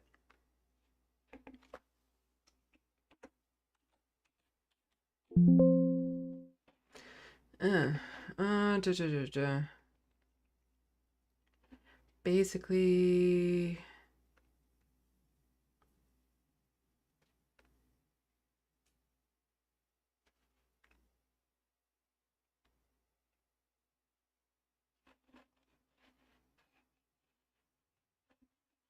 sorry, I need to read this backwards because, oh, here it is. Okay. So, there it is. Okay, this is what I wanted to get to right there. See if I need to backtrack. Okay. So public notices from Convent Health show there have been repeated temporary emergency department closures in its hospital in Bonnyville and Killam due to staff shortages. Transferring hospitals to a faith-based operator would also create issues around access to forms of care the facility would not permit to be performed in its facilities, Hardcastle said. Convent does not allow staff to provide emergency contraceptions, abortion, medical assistance in dying, and other medical procedures. Dr. Luann Metz, Alberta NDP health critic, said that the loss of these services in hospitals would create major challenges in rural Alberta. It will be devastating for these communities if they lose access to a whole avenue of healthcare that is provided to other Albertans, and that may be reproductive health care as well as medical assistance in dying, which Convent also does not support, she said. Metz said the province's ongoing healthcare changes have resulted in budget cuts from AHS, on and on and on. Basically, they're talking about, signing over the Alberta Health Services in rural areas in particular, to have this Catholic health provider look after them. And this Catholic health provider will be like, yeah, but we're going to judge you first. We're not going to give you the health care you want or need. We're going to give you the health care we think you deserve. And we think you deserve it based on our religion. So if you want medical assistance in dying, sorry, no. You have to suffer until the end of your days. If you need an abortion, we're not going to do that. Emergency contraception? Gee, why would somebody need emergency contraception? But we're going to deny you that as well. Like, absolutely disgusting to mix religion in with healthcare. It's disgusting to mix religion with politics, with schooling, with everything. Like, I would love to have a far more agnostic country, all policies, all education, all healthcare, nothing to do with religion. Just take religion right out of everything, because it is disgusting that they will sit there and judge you and allow some people to get services and other people not.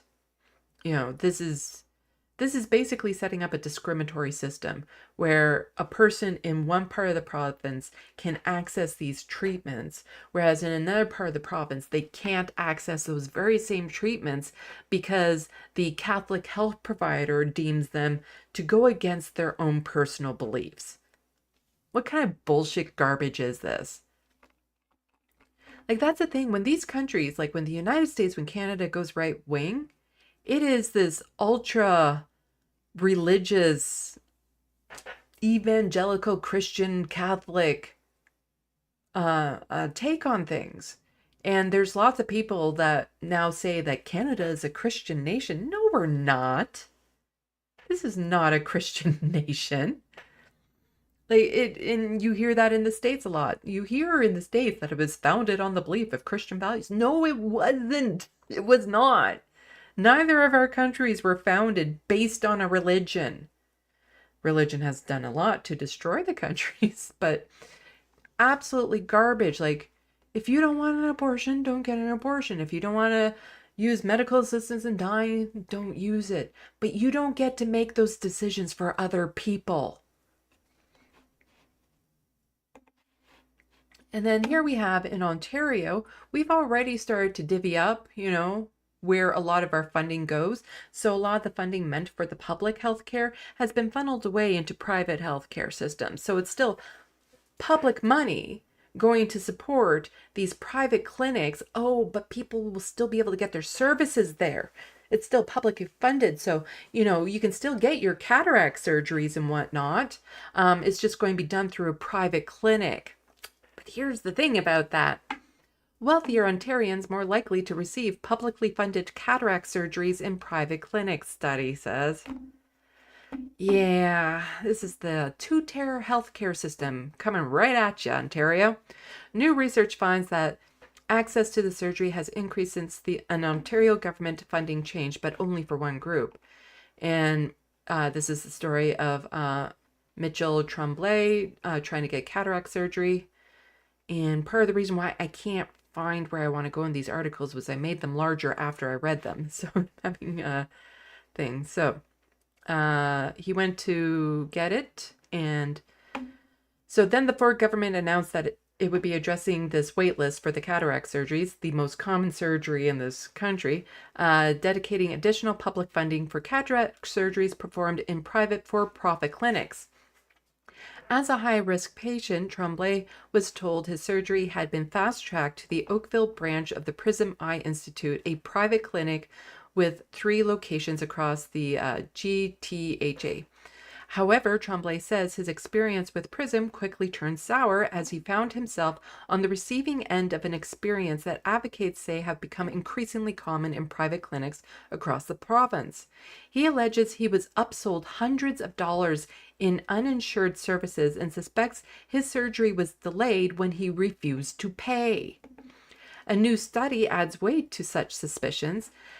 Analyzing 6 years of patient data, it found that a disproportionate number of surgeries performed by private clinics since the province's new funding allocation have gone to the wealthiest Ontarians. I can't say I'm shocked. Dr. Robert Campbell is an ophthalmologist at Queen's University and the chief author of a new study in the Canadian Medical Association Journal that analyzes the impact of the additional funding for cataract patients across the province. For years, those who did not want to wait for a cataract treatment in the public health system went to private clinics where patients could pay to get the surgery sooner. You can't actually charge patients for cataract surgery because of OHIP, says Campbell, but these clinics would have OHIP pay for the cataract surgeries and charge patients for other services in a way that would cover their costs and left a profit. During the pandemic emergency, when the province faced a growing wait list of these surgeries in public hospitals, the government stepped in to divert the patients in these clinics in an attempt to reduce the backlog. We want to see if this is working, Campbell says, because you would assume people from all socioeconomic strata would be able to access care at these centers, not just those who could pay extra. So that's what motivated us. Campbell and his team analyzed patient data from 2017 to 2022 and data from Statistics Canada to see how access to these surgeries has changed of 2020 when provincial government has first begun to subsidize them in private clinics.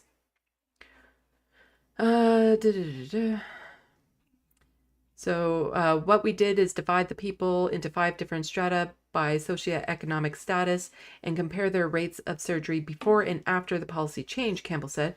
To put it bluntly, access did not go Access did go up, but only for one group, and that was the group that could afford to pay extra. In fact, the team found that surgeries for those in the highest socioeconomic strata went up nearly 25% in private clinics. For those in the lowest, however, they fell by 8.5%. You see, that's the thing when you send our public funds to private clinics, is that they're still a private clinic and they're still motivated by profit. And so even though these specific surgeries will still be publicly funded, the clinic will opt to have people to come in that can pay for the bells and whistles and make them money. And so if you can't pay for those bells and whistles, they'll put you aside in place of other people who can afford to pay for those bells and whistles. And meanwhile, the surgery that you desperately need keeps on being put off and off and off. This is a two-tier healthcare system already happening in this province. There should be a lot more outrage over this.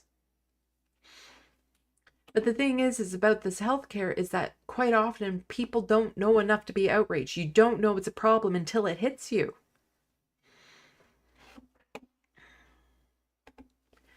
If there is nothing else my channel can do, the one thing I wanted to do is make people aware of what's happening to our healthcare system here in Canada.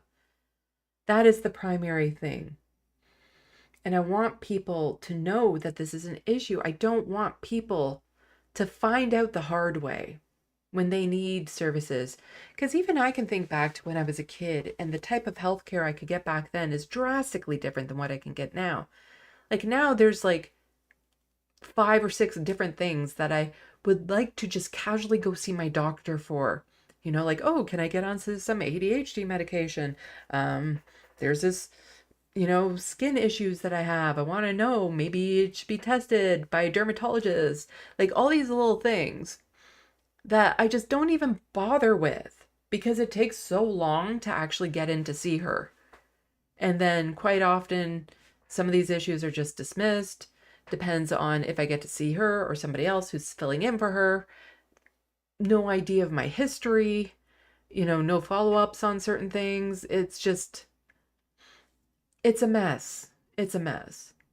And to schedule an appointment for something that will then take 2 months to be seen just for her to tell me it's nothing. And then in that time, something more severe has popped up. But then I can't talk about it to her unless I book another appointment because I only went in to talk about that one thing and that's all she has time for. Super frustrating. It wasn't like this when I was a kid. Like we got annual checkups where we could just go in and the doctor would spend like a half hour with us just going over, checking our reflexes, asking us questions, seeing if there's anything that we were concerned about, all of that. Like one thing that annoys me that gets brushed away so quickly is I want something done about my hair. I'm losing it. And it's a genetic thing. My grandmother had the same problem. I'll keep the color, I'll lose what's there.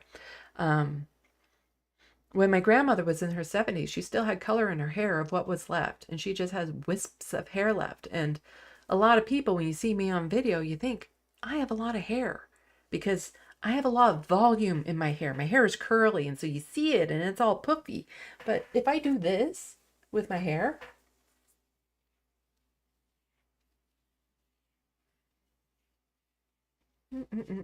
Twist, twist, twist. This is it. This is it. This is all my hair right here. This is it. You can't even cut this off to make into a wig. You can make it into like a mustache wig, and that's it. This is it. This is all my hair right here. It just looks a lot more voluptuous than it actually is because of the curl. I would like to not lose my hair. But, I just get dismissed whenever I bring that up as it's like, oh, you're just losing some hair. It's no big deal. Where I'm losing clumps of hair every time I go in the shower. And I can't afford to just get supplements. If I could get a prescription, that would be helpful. But, it is, we have to fight 10 years just to get the healthcare we had 30 years ago. So for the next 10 years, we have to fight just to get it to what it was 30 years ago. And all these years where it should have been improving, the liberals and the conservatives have been chipping away at it to make it worse. Like pretty much ever since the NDP originally got it implemented, this universal health care of ours, it's been nonstop from the liberals and conservatives to chip it away to make it more like the Americans. And we see what happens down there, and no Canadian will say they want the American system. And yet they're sitting by and doing nothing while that's happening. So frustrating. So frustrating. Okay. Let's check the sandbox.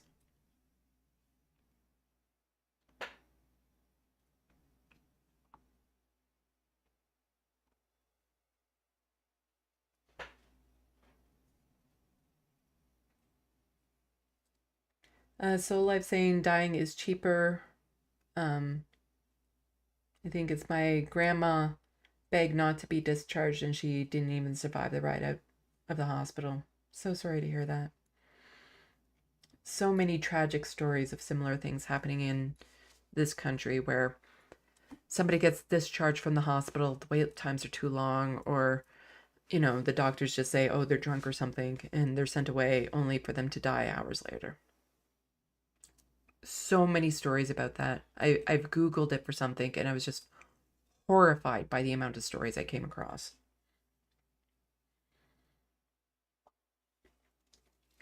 People who would still be alive today if, they just got the care they needed in the emergency room.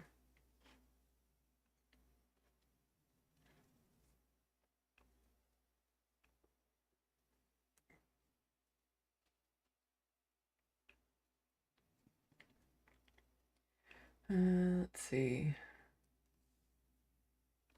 Yeah, hermatologist, good luck getting reproductive care with Catholics. Yeah. Just, no. Take religion out of healthcare, out of education, out of politics. Believe in whichever God you want to believe in, but don't impose those beliefs on me.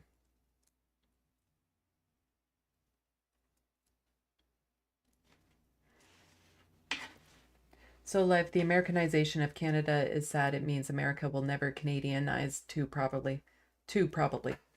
And that's one of the things why I say I should be on more American shows.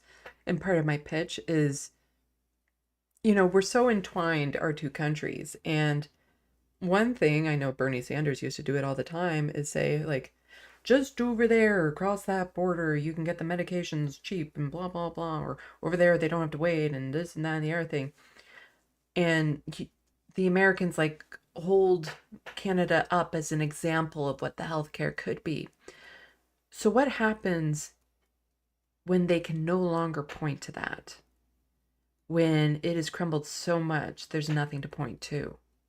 And instead, they can point to us and say, that's what happens when you socialize your healthcare services. And the problem is, we're not socialized enough. The socialization is being taken away from our healthcare, and that's what's causing it to crumble. But yeah, what happens to Americans when they no longer have that shining example next to them? How much more difficult does that make their fight? It doesn't just affect, like, whatever happens in Canada affects the United States and vice versa.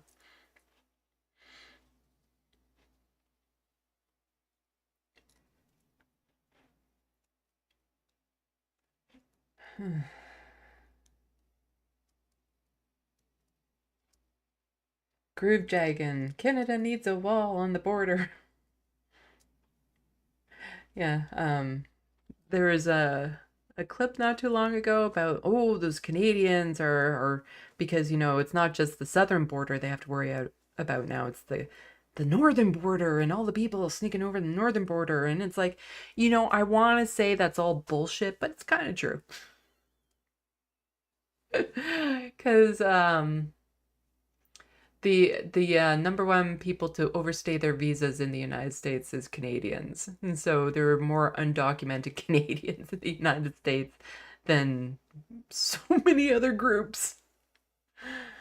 Yes, you're being invaded by the Canadians, eh?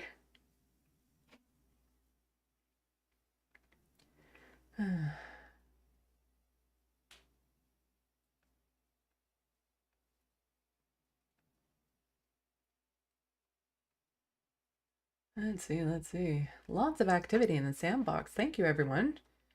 I like seeing lots of comments and stuff.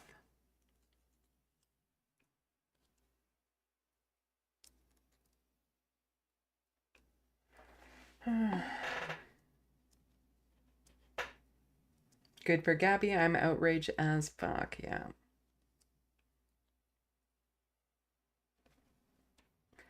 Groove Dragon, my son had to undergo very painful, dangerous surgery because he didn't go to the doctor because of costs. Yeah, that's the thing about poverty is it's always more expensive in the future. You can't afford to see a doctor for something that might be minor, only for it to turn out to be something more severe. You can't get the proper back support in a chair, and then later, because you can't afford the chair or the mattress, and then later you need back surgery. Like a lot of it is preventative.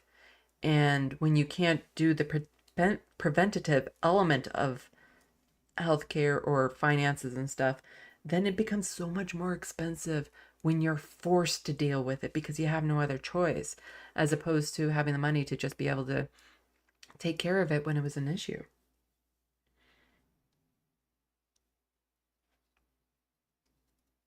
It skipped. Where was I?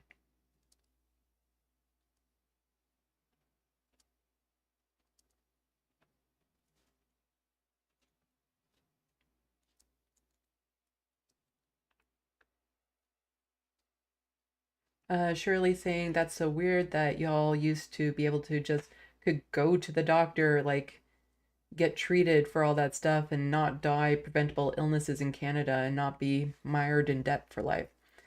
Yeah. And I've said before too, like as bad as the system is, it's still leaps and bounds better than the American system because I've had to go to the Emerge not too long ago. And yes, I had to wait a long time. And yes, it was a problem and pain in the ass. But it didn't cost me anything. So yes, it takes a long time to see my doctor. Yes, a lot of my concerns might get dismissed and stuff like that. But when I do go to see the doctor, when I do get referred to specialists, when I do get the treatment that I need, it doesn't cost me anything. Good for Gabby saying sorry, Sandy. I think that was about my hair. Yeah. This is also as long as it grows. It doesn't grow any longer than this. And I would love to have like fuller, thicker, longer hair. And then the other thing I'm having problems with are my fingernails. Ever since I was a child, like elementary school, I would grow my nails long and it basically became part of my identity. But now I have two nails that as soon as they grow, they have a vertical split in them. I'd like to get that fixed because that means I have to keep them cut right down to the bottom because if that were to get caught on something, I'm pretty sure you can imagine what would happen. And, it's those things that they don't tell you about aging. Those little things that somebody with my biology could lose their hair. The fact that your nails might start falling apart and all this sort of stuff. And you never suspect, you don't prepare yourselves for that when you're younger. And then all of a sudden I have a bucket of different colorful, beautiful nail polishes and I won't be able to use them, even though that's something that, was a part of me.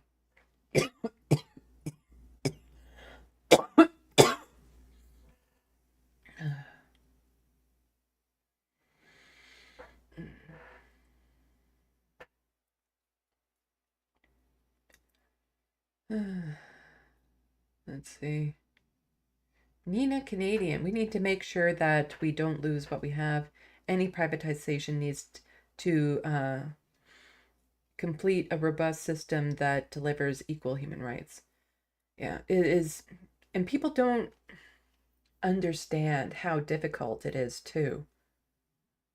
to reverse once it becomes privatized, because there's all these stupid contracts in place, and then if you suddenly take it away from these private clinics and stuff, then they can sue the government for tens of millions, hundreds of millions due to lost revenue and things of that sort. It's absolutely ridiculous. And again, Canadians don't recognize how dangerous of a time we're in with this.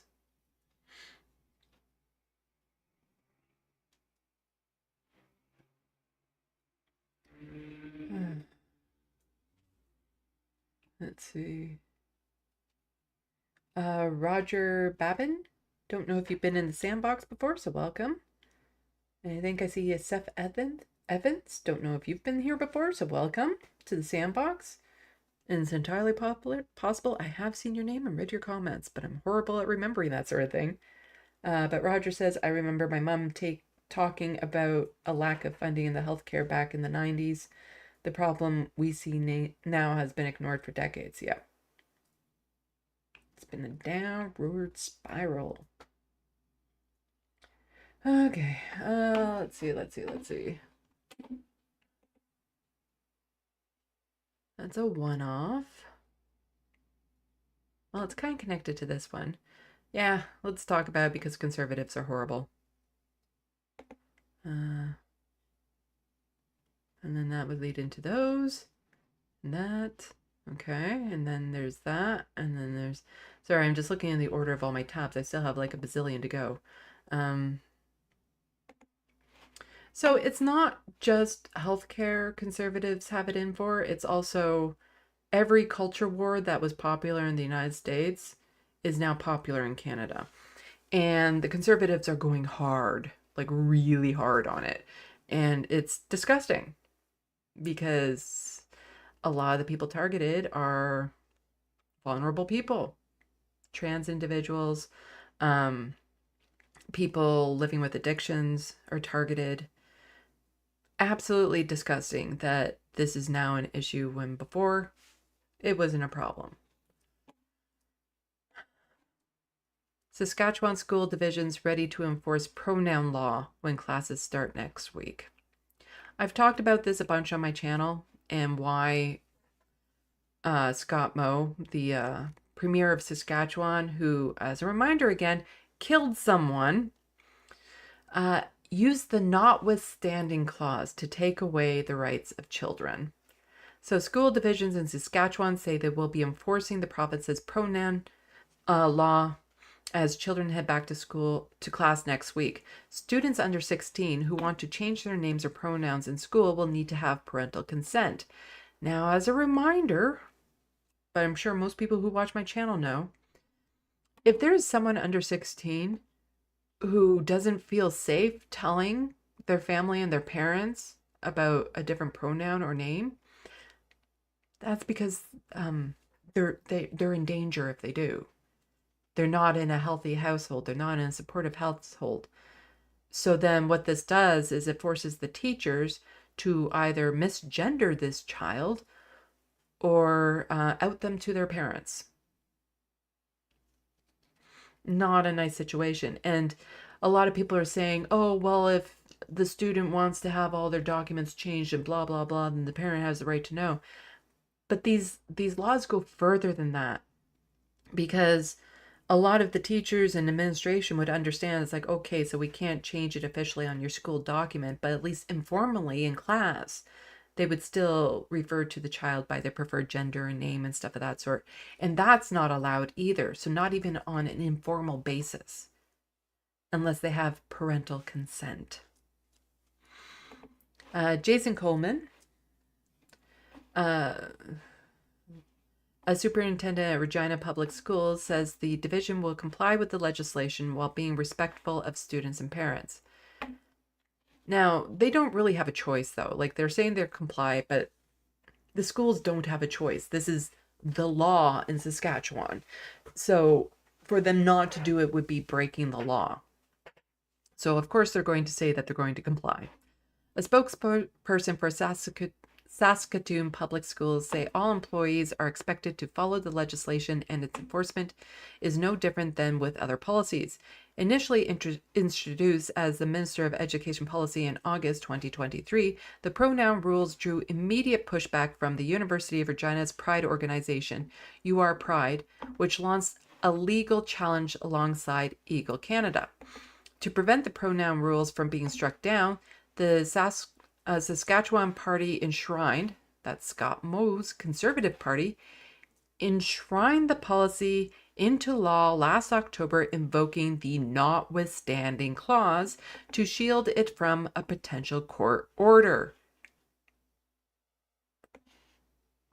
Notwithstanding clause. So this is basically the Scott Moe saying, yes, we're trying to enforce a law or pass a law that is so bad, the court will say that this goes against Canadians' Charter of Rights and Freedoms, their constitutional rights. It's so bad that the court will not rule in our favor. So we're going to use this notwithstanding clause because we want to take those rights away from people. The notwithstanding clause supersedes the courts of this country. And there's nothing you can do about it. It gets renewed every 4 years, and that's about it. But there is no court you can then take this to because this is above the courts. There's an ongoing legal battle over whether the courts have a right to determine if the law, commonly known as Bill 137, violates the Charter of Rights of Children and workers tasked with enforcing it, who could face the sanctions if they refuse. Next month, the Saskatchewan government will make its case before the Court of Appeal, arguing that its use of the notwithstanding clause should prevent a judge from reviewing the law even while it has no authority to strike it down. So this is basically saying, like, before it even went to court, the Saskatchewan government's like, we're using the notwithstanding clause to force teachers to out their students or misgender them, the most vulnerable students in their class. And so we're going to do this before it even gets to the courts. And now we're saying that because we've used the notwithstanding clause, they're not even allowed to look at this case, even though they wouldn't have the authority to do anything about it. Just absolutely disgusting. Outing Saskatchewan young people in schools in the case of Bill 137, primarily trans students or those young people that wish to use different pronouns or different names, is harmful and violent act, Kent Peterson, CUPE Saskatchewan president, told CTV News in July. And yeah, there's lots of evidence about this, about how dangerous this is for the most vulnerable students. The notwithstanding clause is not a license to discriminate against children and youth and avoid the scrutiny of the courts, Amnesty International Canada Secretary General Ketty said in a news release earlier this month. Yeah, so Amnesty International said it will be joining the fray to argue the notwithstanding clause should not be used to breach the rights of young people. Like, when you have international organization that, you know, look out for the rights of people and is going like, hey, Canada, would you mind start cutting this out? You know it's bad. But this also ties into, the serfs tweeted this out, people who want to inspect children's genitals should be disqualified from holding public office. And so this is happening over in BC. The NDP and BCU Liberals want to distract you from the fact that they support allowing biological males to compete against women and girls in sports. Only the Conservative Party of British Columbia will fight for BC and has the common sense to say no to woke ideology. How many times do we have to go over this to know that it's discriminatory? Trans women are women, trans girls are girls, especially if they are given the proper treatment and get the proper puberty when they're children. There's virtually no difference, biologically speaking, other than some reproductive organs. They have no advantages, and they actually, their body then changes to reflect more of the gender that they feel themselves to be. You know, you put a teenager on the testosterone or the estrogen, and then when they become adults, they actually look like their gender. And so many people want to stop children from having hormone therapy, which would then deny them of this. They then have to go through the trauma of seeing their body develop in the gender that they don't identify with. And then when they become adults, it's so much harder to fit in. It's so much harder to become, to have their body match what they're feeling inside. But again, it's so disgusting that here we have adult men, mostly men, wanting, and it's always about the girls, the women and girls. It's never about like, oh, we shouldn't have trans men on men's sports or trans boys in boys' sports. No, no, no. It's always about the girls. They're so obsessed with the little girls' genitals that they need to be checking them before sports. At elementary levels, just let the kids have fun.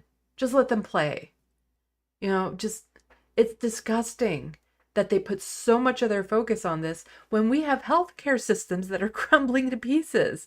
But this is what they use to distract people from the crumbling healthcare that they're responsible for. They're like, oh, look at this shiny thing over here. Look at this cultural war thing over here. And meanwhile, ignore the fact that it takes you 16 hours to get seen by a doctor in an emergency room. It makes me want to pull out what's remaining of my hair. It's so frustrating that not enough Canadians are paying attention to what's happening in this country. And then we get into Pierre Poilievre, leader of the Conservative Party of Canada and Prime Minister in waiting. Because it's not just the Conservative leaders of provinces, it's also the federal Conservative that will do a lot of what the provinces are doing, but on a federal scale. And so Pierre Poilievre has already mentioned things about banning trans women from women areas, blocking hormone therapies and all this sort of stuff. And the thing is that as much as people love to say, oh, jurisdiction, there's a lot of crossover. There's a lot of things that the federal government could be doing to help us right now, for instance. But there's also a lot of things that a conservative federal government can do to harm us that normally would fall within provincial jurisdiction. It's all about funding and crossover and things of that sort. But there are ways that the federal government can get involved and improve our life or make our lives a lot worse. And so here's Pierre Poilievre, who is he's a toddler. He's a fucking toddler. And we'll get into some clips about him, but he is just such a pathetic excuse of a leader, and he has a good chance of winning the next election. And so here is David. He is a writer for the Globe and Mail, Washington Post, Jacobin, TVO, so big into that sort of stuff. And he says, I think politicians should legally be required to have several years' work experience before they are elected. Anyway, when did you qualify for your... Anyway, when did you qualify for your publicly funded pension? Will you give it back to the taxpayers? And he's responding to Pierre Poilievre. Pierre Poilievre is a career politician. He hasn't had any other job than being a politician. He got his pension when he was 31. And here he is saying, sell out. The Jagmeet Singh signed on with Trudeau to secure his pension. So here he's calling the leader of the federal NDP a sellout because he was trying to prop up the Liberals long enough so that he could get his pension. This man, this dweeb, this toddler of an adult who got his pension, tax-funded pension, at 31. He's also a landlord. He's a millionaire. He's rich. Like, he is not one of the little guys. And so here he says, now you're stuck paying the bill with higher tax rates, doubling the housing costs, and crime and chaos. Signed to tell sellout Singh to vote down Trudeau and give Canadians the carbon tax election they want. Funny thing about the carbon tax, and they were all complaining about, ooh, the gas prices. The gas prices have actually dropped significantly this last little while, and you don't hear a peep from them.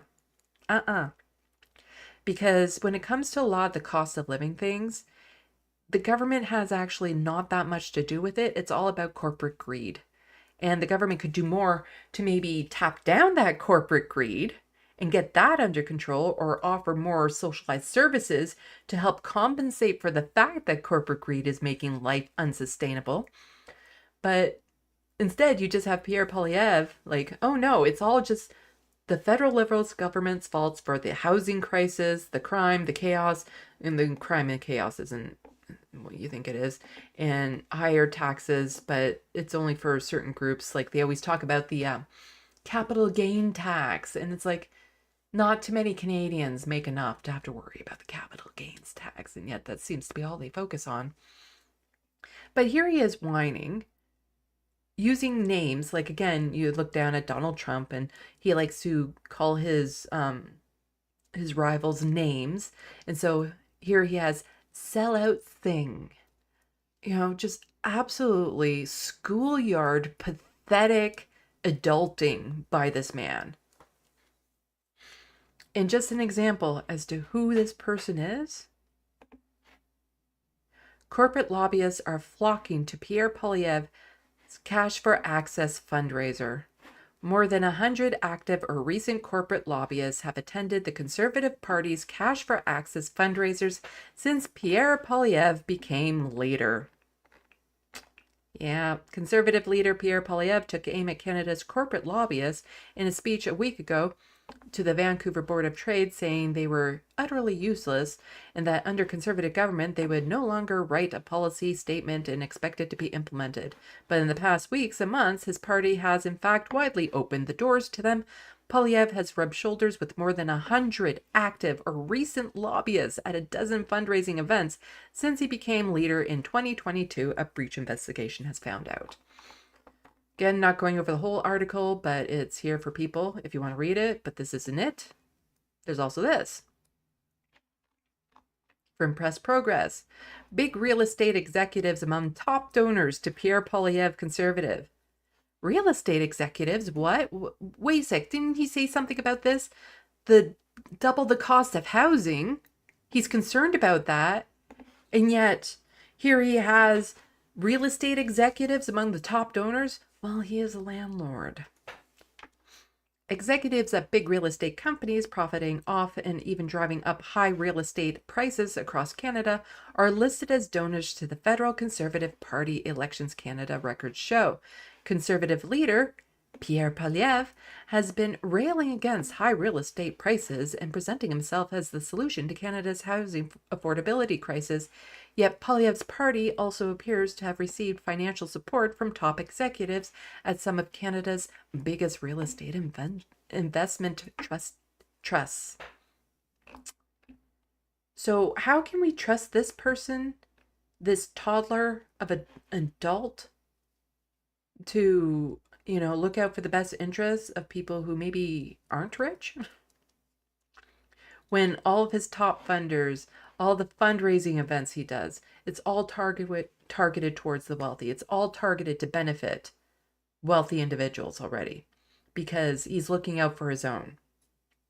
He's a rich landlord looking out for his own. Just quickly in the sandbox. Thank you so much, Carmen Bidno, for the 199 Canadian and the heart. I really appreciate it. Thank you so much. And I probably did not say your name right.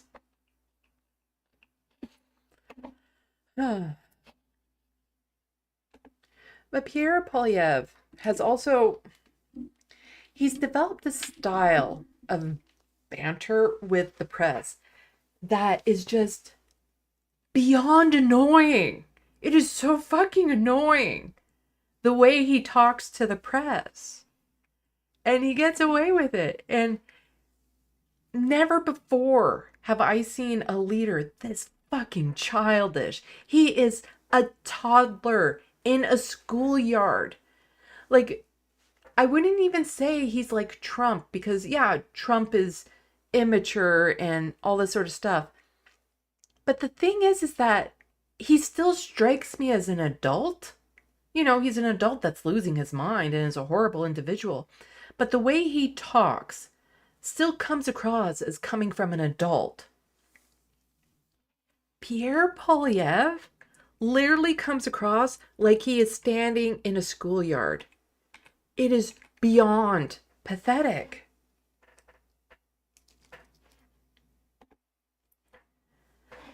So Pierre calls on Singh to end deal with the Liberals. So he's trying to get the NDP to stop supporting the Liberals, to call for an election early, which I don't want because I'm worried that he'll get elected, that Pierre Polyev will get elected, that he's the Prime Minister in waiting.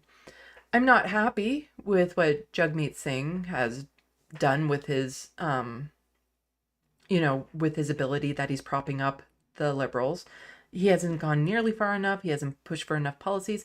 I'm not happy with the Liberals either. I'm not happy with any of them. But Pierre Polyev is just, he's an exceptionally horrid individual.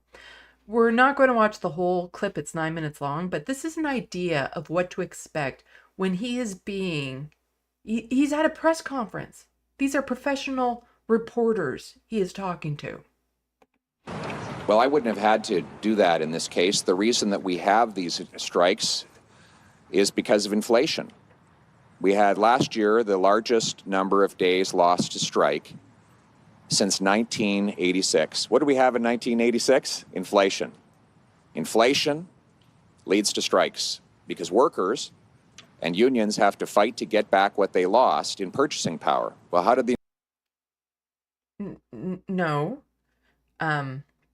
Lack of wage increase often leads to strike. Wages that don't meet inflation has a lot to do with strikes. Inflation happened.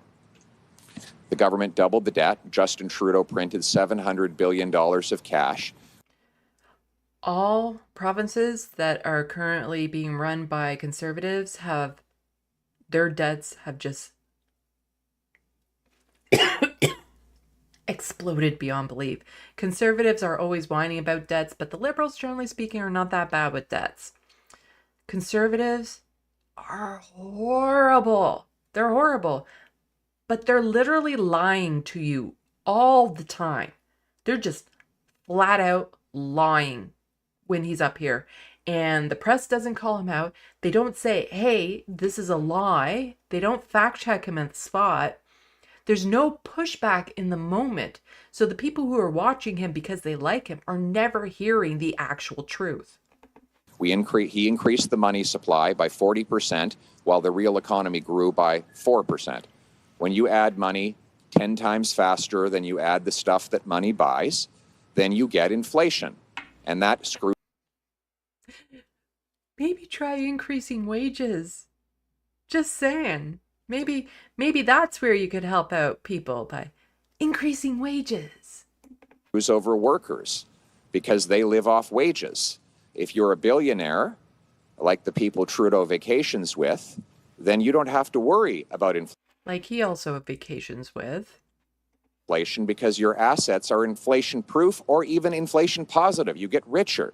It's a transfer of wealth from the have-nots to the have-yachts. And you know, oh, he nailed that. From the have-nots to have-yachts, says the landlord. That was some real smart words there. It kind of rhymed. The have-nots to the have-yachts, and Justin Trudeau is the have-yachts kind. Unlike Pierre Polyev, who is a millionaire receiving a pension at 31 and never had to hold down a real job in his entire life. You know what? It's ironic. It's all done with Jagmeet Singh's support. He can huff and puff all he wants, but he supported the inflationary policies that destroyed the wages of working class people, and he supports what Justin Trudeau did on the rail strike. Do you know how we know? Do you know how we know that? Do you know how we know that? No. Do you know how we know that Jagmeet supports it? Because he's... Okay, so he said Jagmeet several times already. He should know that's not how you actually pronounce his name. It's Jagmeet. Jagmeet Singh. Jagmeet has actually put out videos about it, and he actually had a very adorable way to help people remember how to say his name, because he said, think jug like hug. And actually, yeah, that did help me. So it's Jagmeet Singh. Pierre knows that. He knows that. So he's purposely saying his name wrong. And again, this is the thing that the Conservatives do. It's a way of disrespecting the people that they're working with by intentionally not pronouncing their names right. Still in a coalition with them. And if Jagmeet didn't support it, he would respond to my letter this afternoon and say he's pulling out of the costly coalition and he's going to vote to bring down Trudeau and cause a carbon tax election. And that's what I'm calling for him to do today. Jagmeet's saying, stop selling out the workers, stop being sellout Singh, put the people ahead of your pension, vote. Just the way that he's now like addressing the camera, like he's talking to him, like he's on some sort of goddamn talk show. You know, stop being a sellout, stop putting your pension first. You know, my pension just happened to start at the age of 31 and, you know, I have taxpayers paying for all my expenses.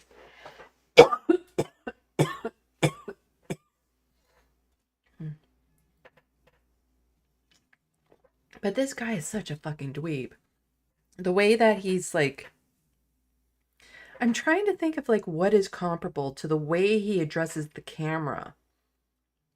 Because it's almost like a TV, like a fictional TV character politician with bad acting skills, you know, in the movie, you know, trying to say, and this is what we will do for the party and we will stand up. It's kind of like, I don't know, imagine the Independence Day speech said completely monotone and without any emotion whatsoever and looking directly in the camera, and you were talking like directly to the aliens that, and we will take you down and we will survive and we will make it through this because you're aliens, and I need to come up with like a funny name for you because, you know, that's how we fight back.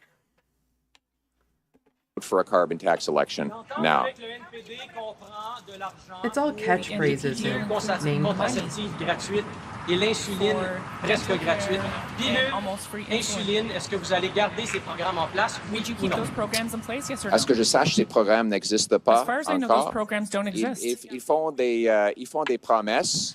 So he's talking about programs and things of the sort. One disgusting thing in particular, I don't know if I actually put anything in here about that one, is he's already talking about how Justin Trudeau spent all this money on a lunch program for school kids. And just like, it's a waste of time and not a single lunch has even made it to the kids yet. That's how disgusting Justin Trudeau is. He spent millions on this school lunch program and not a single lunch has even made it to the kids. Well, that's because that program was announced last spring when school was about to be out. School started today. So yeah, when Justin Trudeau announced it, there wasn't enough time to implement it for that school year. So it's starting this year. And this asshole voted against the lunch program. He thinks school kids should be fine if they don't have money and they can just go to school without lunches. You know, a federal, a countrywide school lunch program is a good thing. Credit where credit is due. That's a good thing from the Liberals right there. The school lunch program that this asshole voted against. And is now saying that Justin Trudeau wasted money on it and not a single lunch has been sent out to a kid because the program hasn't even fucking started yet. They make promises. It does exist. Answer? Excuse me, sir. May I answer? You're going to see the election platform that I will put forward as soon as there is an election. But for the time being, we have nothing but promises. Promises from the Liberals, from the Coalition and the NDP and the Bloc, that if they spend more, one day there's going to be great gifts for everyone. They have already promised. I'm not going to allow you to interrupt me. I'm going to give you my complete answer. It doesn't exist yet. How many people have received that? How many? How many? Combien? How many? Combien? How many? Combien? How many? Combien? How Vous voulez many? pas répondre non plus parce That really happened. Combien? Combien? Combien? Combien? Combien? Combien? How many? How many? Because what this guy does is if a reporter says, there are some people that have said that you are against this policy, then it's suddenly, how many people have said that? Who are they? Where are they? What are their names? How many people? How many people? How many people think I'm an asshole? I'll give him a number. But like that's what he does all the fucking time in these press conferences is whenever a reporter says something about, you know, people say this or polls are showing this, it's suddenly, what are their names? Who are they? What poll? Give me the facts. Give me the details. I'm not going to answer you until you give me like specific details of all these little things that he knows. He knows. And he will just sit there and then tell reporters that they're horrible people to their faces, that they're lying. He'll ask, oh, what news network do you come from? So you're obviously fake news.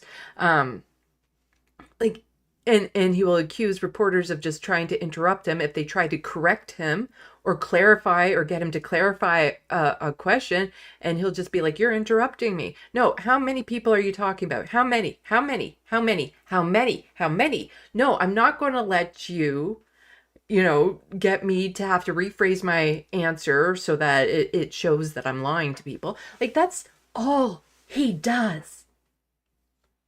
This is like schoolyard level of arguing. It's because of men like him. I didn't want to have babies.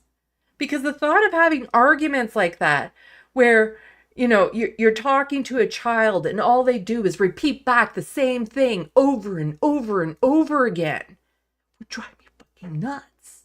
And here we have an adult man, a politician, a millionaire, doing this with the press. Just fucking childish. For everyone. They have already promised.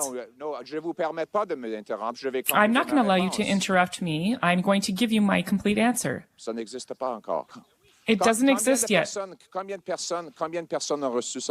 How many people have received that? How many? How many? How many? How many? How many? How many? How many? You don't want to answer either. And I don't know French that well, but he's talking about a program and he's saying how many people have received it. So he could be talking about the school lunch program right now, which is exactly 0 people who have received it. But he could be saying like this program, like how many people have received this program? How many? Or it could be the dental program. The one that the Liberals, it's the means tested dental program, which is, you know, a small pebble, you know, in the pile, but it does help certain people. And so he could be saying, well, how many people have received dental care because of this? How many? How many? How many? How many? How many? And the thing is that he could have this information if he wanted. It's not like it's above his reach, but he does this to distract from the reporters, to get them to shut down, to interrupt them, to not answer their questions. And he looks like a fucking child when he does it. It's so pathetic. And this man could have like leadership in this country. Could you imagine him negotiating with like other countries? Like just absolutely. It's hard to understand how anybody can watch him and think to themselves, gee, this is the leader I want to have on the representing this country. Like this type of little whiny brat. They have already promised. I'm not going to allow you to interrupt me. I'm going to give you my complete answer. It doesn't exist yet. How many people have received that? Combien personnes? Combien personnes? So he already said 3 times up to that point. How many? How many? Combien? How many? Combien? How many? Combien? How many? Combien? How Vous voulez many? pas répondre non plus parce que... You don't want to answer Est-ce que je peux either. répondre? Can Je peux I pas répondre respond? si vous m'interrompez. I can't Vous answer venez if you keep interrupting me. d'avouer que vous avez posé une fausse question. Et la raison pour laquelle You've vous l'avez asked a false avoué, c'est parce que question, quand je and vous you ai admit demandé that combien de pilules sont is because when I asked you how many avec le monde, vous pouvez pas pills répondre have been parce que la shared réponse with est people, you probablement can't zéro. answer Si, because the non, answer is probably non, zero. Je vais juste que... Je vais compléter ma phrase. I'm going to On peut complete pas my garder sentence. quelque chose qui n'existe We pas. can't keep C'est pas something ma that does not réponse. exist. C'est ma réponse. Merci. That's my answer. Thank you. Well, he's a politician with no spine, so if we can't keep things that don't exist, then really he should go. What an absolute fucking child. But just a reminder as to who this person is. Back when he was running to become the leader of the party, the Federal Conservative Party, they had that leadership run was during the Freedom Convoy, the occupation of Ottawa, when you had a whole bunch of those raging racist right-wingers occupying and terrorizing Ottawa.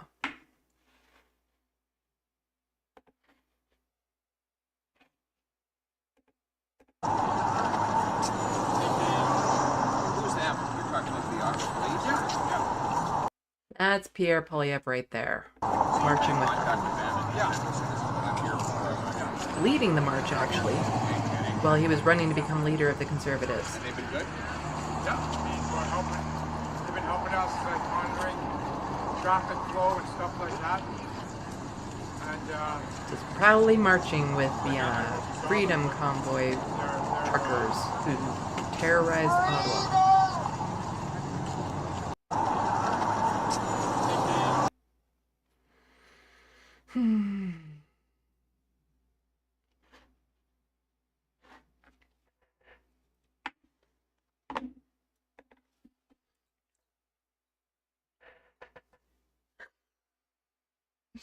And the funny thing is that I can post these clips about Pierre Poilievre and I'll get more views on those than I will other videos because of the amount of people who hate watch them.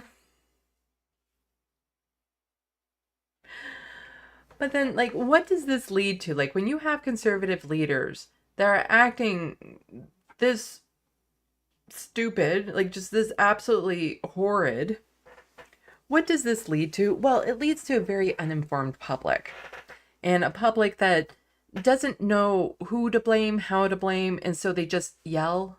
They just get mad at whoever's standing in front of them and say, well, I don't have all these things in my life, and so I've been told to blame you, and that's what I'm going to do. And then you get situations like this.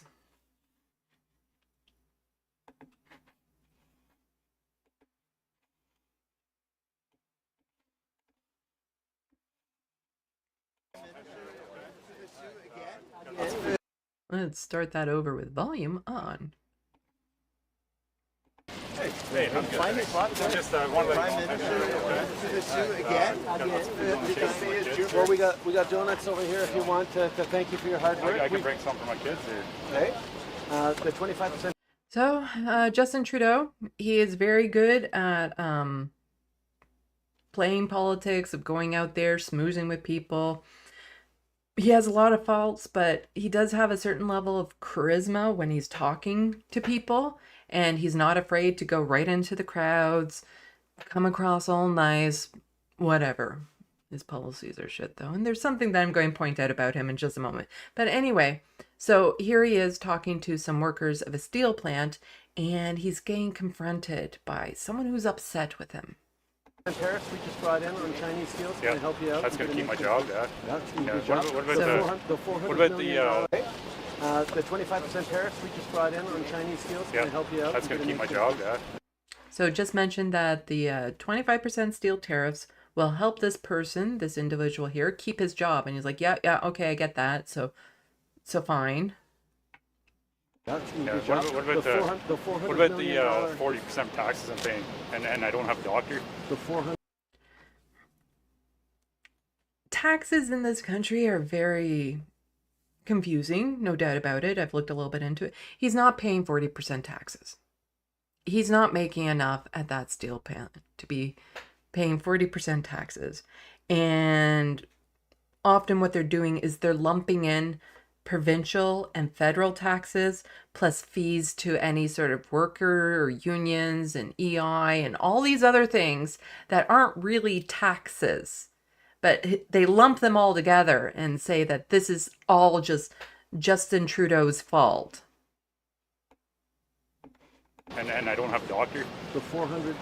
So hear what he just said? And I don't have a doctor. And I don't have a doctor. What do you expect Justin Trudeau to do about that? That is Doug Ford. That is Doug Ford's doing, the Conservative Premier. You don't have a doctor because of him. Justin Trudeau had nothing to do with that. You should be mad at Doug Ford if you don't have a doctor. $400 million that we invest in the electric car. Yeah. Means you're going to have a job for I think you're only here for another year. We won't see you around probably another year. Well, that's what elections are for. That's right. That's right. And I look forward to everyone exercising the right to vote. Yep. Basic. So it's like, yeah, well, you won't be here anymore and you're just going away for a year. And it's like, yeah, he's a politician. That's not his riding. You know, you could always talk to your own MP if you want more information, more access during the year, but he can't be everywhere all at once. Choice. We're going to invest in you and your job. I don't believe you for a second. Dental care. Like, what is that? Oh, well, okay, so I agree with you what you just said about like the tariffs and helping me keep the job and all this sort of stuff. Oh, but I don't believe you for a second with everything I don't like you saying. And I don't believe you're going to help me. I don't believe you're going to do anything. Yeah, just don't believe it. Care? Do you know anyone who got dental case? We're going to invest in you and your job. I don't believe you for a second. Dental care? Do you know anyone who got dental care? Yeah, I pay for it myself. Okay. We're like 3 years behind. You have a job and coverage? Yeah, but we four got people seniors. in my family. We've got Every seniors. time we go for a dental visit, it's costing me about $50 a month. Dental care? Yeah, I pay for it myself. Okay. We're like 3 years You behind. have a job and coverage? Yeah, but we four got people seniors. in my family. We've got Every seniors. time we go for a dental visit, it's costing me about $50 in my pocket per person. Okay. Why? I have a good job.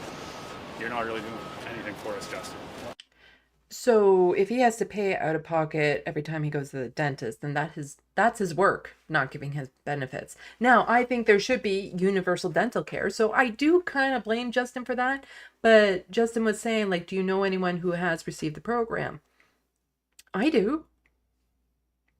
My mom's been able to go to the dentist for the first time in years because of this, you know, means tested dental program. So it's like, I don't knock it because it does help some people. It doesn't go far enough, but it does help some people. But to totally dismiss it like, well, it's not helping me, so I don't care, is some bullshit. It's basically, it's like, well, it's not helping me. I still have to pay when I go to the dentist. And it's like, okay, well then bug your corporation for not giving you full benefits. And then, you know, come join the progressive left as we fight for universal dental care. It's costing me about $50 in my pocket per person. Okay. Why? I have a good job. You're not really doing anything for us, Justin. Well, actually, we just invested so 500,000 people who haven't been to the dentist got to go to the dentist over the past few months. Probably like my neighbor that doesn't go to work because she's lazy. Well, She you know just what? doesn't go to And there you get a good idea as to who this person is. Maybe it goes to my neighbor who doesn't get a job because she's lazy. Actually, we just invested so 500,000 people who haven't been to the dentist got to go to the dentist over the past few months. Probably like my neighbor that doesn't go to work because she's lazy. Well, She you know just what? doesn't go to work. She lives the same Most life I do. Canadians try to stick up for each other, and that's what we're going to keep doing. Yeah, Good yeah. luck and take care of your family, Oh, sir. no, I'm good. Thank you. All right. Have a nice day. Have a good day, sir. All right. Just like my neighbor who doesn't go to work and she's lazy and she has the same quality of life with me. I hate that so much. Because, like, you don't know your neighbor's circumstance. She could be retired. She could be living on EI. If she's living off of EI, then that's something that she paid into. She could be living with disabilities, in which case she's not living the same lifestyle. I can guarantee you. I get so fed up when people just kind of say that people living on disability or things of that sort are just living it up because they're lazy and they don't want to work. No one chooses to live like this. No one chooses to have to rely on disability.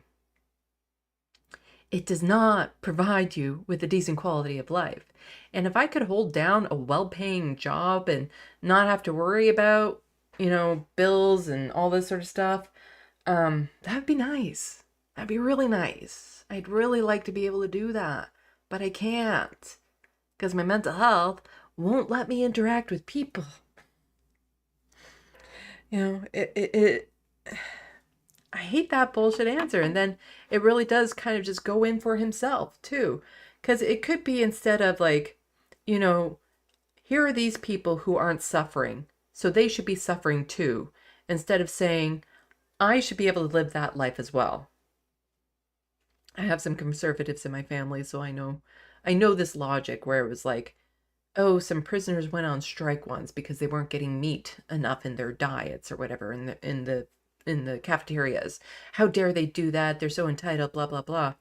When really the argument should have been that as a single parent, they should be getting enough support and money and assistance from the government to be able to afford to buy their kids a healthy diet. Like, it's not about ripping down everyone else because you're suffering. It's about like, let's make it so nobody's suffering. Let's lift everyone up. Now, also all over Twitter, people are trying to identify who that man is.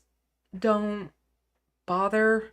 There's been a lot of misidentifications. He's an asshole, okay? He's an asshole. He may work there. Some people are saying that he's part of a conservative network and that he was just faking being there because he has a very striking resemblance to that person. It is just go based on what you saw in the clip, because it's so hard with all the misinformation online these days to know who that person was.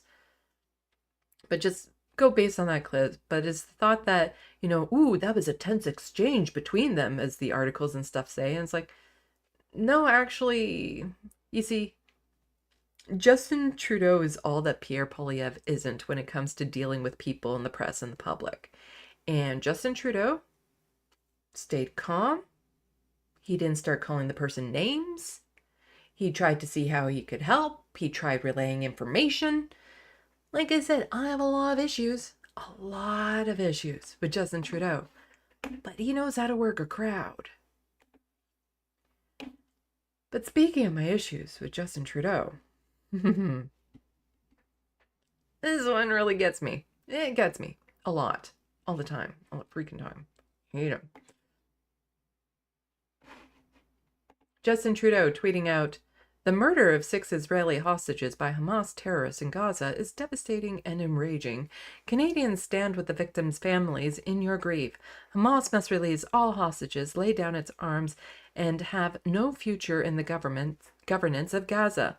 Leaders must reach out to bring a deal to the rest of the hostages, to bring the rest of the hostages home and to end the violence."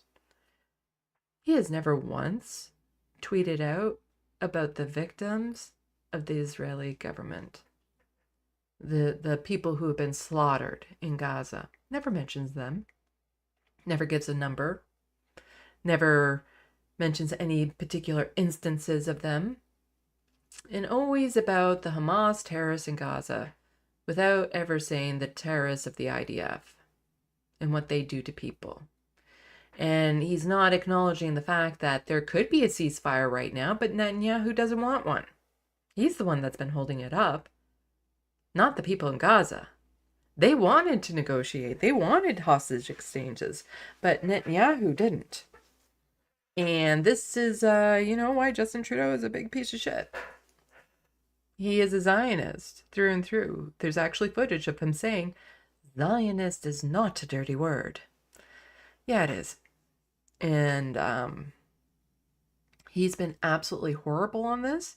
He's been, supportive of Netanyahu, of the government, of anything for Israel to have the right to defend itself. Oh, what are all these humanitarian horrors that they're unloading? Oh, it's a potential genocide. Well, that's the other place where Justin Trudeau doesn't tend to say much when it comes to genocides and stuff, considering all the genocides this country has caused, and he doesn't really acknowledge them either. Because keep in mind, his daddy was prime minister when over 60 residential schools were still running. Be kind of awkward for him to call that out then and tarnish his father's legacy.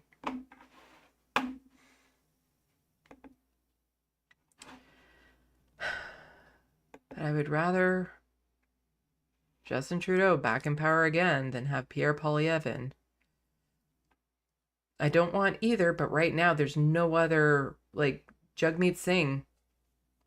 He kind of sucks as a leader too. So there's no good options. Like, even then, yes, I would probably still prefer Jagmeet Singh in power, but he's nowhere near that. He hasn't motivated the base. He hasn't riled up people enough. Nowhere near that. Well, let's see. How are we for time? Oh, gosh, we've been at this for a while, haven't we? Okay, I'm going to speed run some Doug Ford stuff. How about that? Speed run some Doug Ford stuff. Let's do that. I just want to do this time. Today in Canadian news.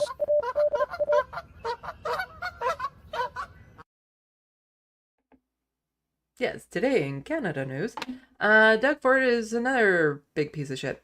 And his conservatives have been spreading misinformation, and it's been going across the country as always. So right now, with Ontario in particular, you had the shutdown of 10 of the 17 supervised consumption sites. And so now you have other people that are saying, you know what, that's not going far enough. So here we have these tweets here. I'm not sure how to break it to you, but the distribution and sterile equipment to use drugs in condoms have been WHO priority interventions to reduce HIV for over 30 years. Of course, this should happen at a hospital. They are key pillars in the health system, because we have this person here. She is Conservative Party of British Columbia. Free crack pipes and cocaine snorting kits and vending machines located directly outside the Nanaimo Hospital ER. The sounds of children playing in the background. I shoot this video, yet another example of enabling addiction instead of offering treatment. Conservatives across the country right now are really on a bend of, stigmatizing, criminalizing people who are addicted to drugs. And meanwhile, here in Ontario, you have this push to make alcohol far more accessible without access to ERs and stuff for, where people might need to go after bar fights and drunk driving. But here now are other programs that are also being affected. Like, how dare somebody can get clean needles when they're a drug user? Because basically it's like, if they're using drugs, they deserve to suffer. They deserve to get the diseases as far as they're concerned. They deserve to just be unalived and no longer a burden to the system, as opposed to, helping them get back on their feet and live better lives.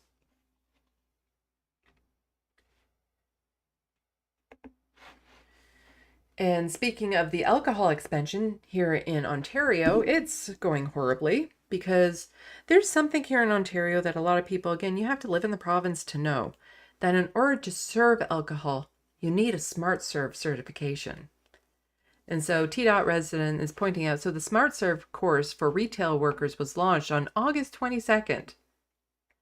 And magically, thousands of workers will get certified by September 5th. I've gotten my Smart Serve certification back when I was trying to become a bartender. It takes longer. The test itself doesn't take long, but for you to actually get the official certification takes longer. So what are people supposed to do if they don't have their certification on time? Like, something that has been going unnoticed with this push to get alcohol into convenience stores is it means a lot of teenagers who rely on convenience store jobs as a good starter job, as a good way to get their foot in the door to make extra money, won't be able to work there anymore because they won't be allowed to sell alcohol regardless of their age. Well, because of their age. But also, you need your smart serve in order to serve alcohol. How many people know that? How many people are going to get it on time? Not enough. And yet, Doug Ford is spending millions of taxpayer money to make commercials to sell this alcohol to convenience stores and get people all excited about it. Ontario is making it easier to find what you're looking for. Now, even more And there's almost no volume on that. making it more convenient to buy beer, wine, and ready-to-drink alcohol. Yeah, there's no volume on that. But, Made in Ontario. So you can skip the extra trip and get to the good stuff. yeah. Doug Ford is spending millions more in taxpayer money for TV and radio ads to promote alcohol at 7-Eleven and Circle K. You know, instead of opening up ERs, instead of helping people find those family doctors like that steel worker desperately wants, you know, instead of doing that, they're spending millions and millions on getting alcohol to be more convenient and accessible to people. You know, I was actually fine with just the LCBO and the beer store. I was fine limiting the places people could get alcohol. It wasn't an issue before, and then all that profits went back to the province because it was provincially run. It was kind of like a good thing. It was a good thing.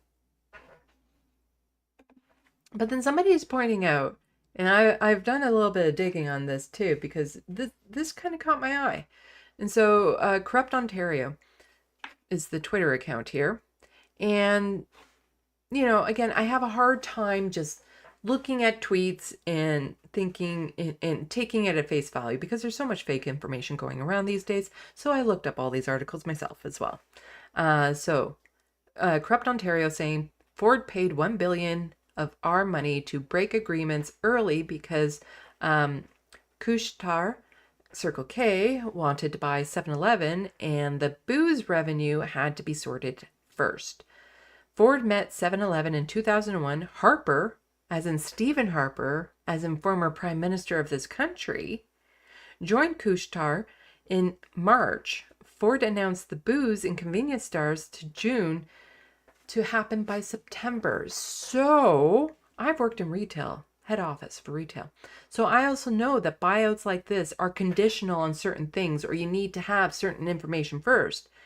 And so part of this already, yeah, it kind of checks out that if you have one outlet that's being bought by another outlet and you have something like alcohol profits being factored in, they need to know that first before any of the buyouts and stuff can happen.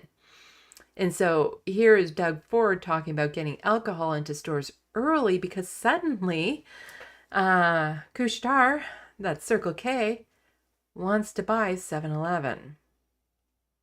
So instead of waiting next year, suddenly it's been bumped up a year, costing the taxpayers close to $1 billion. And so let's look at some of these articles. Just need to pop this one up on screen. So first, there's the terrible deal. Doug Ford attacked over possible $1 billion price tag for liberalized booze. And I have plenty of videos on this. Please go check it out. Where, yes, just to get alcohol into convenience stores a year early was costing us $1 billion. Billion. So why is there such a big push to get them in just a year early?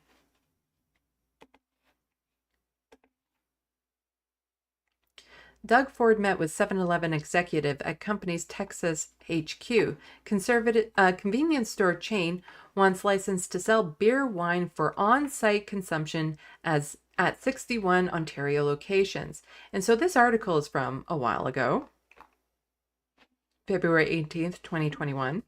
And so this is Doug Ford already talking about, let's get the alcohol into the convenience stores. And so he went to 7-Eleven to start, you know, seeing if there would be interest. So during one of his official trade missions to the U.S., this was during COVID, by the way, Premier Doug Ford, COVID restrictions, I should be more specific. Doug Ford met a top executive of 7-Eleven, a company that is now seeking permission to sell beer and wine in many Ontario stores. CBC News learned Ford's meeting at 7-Eleven corporate headquarters in Irving, Texas on February 10, 2020 through a Freedom of Information request for the Premier's appointment schedule.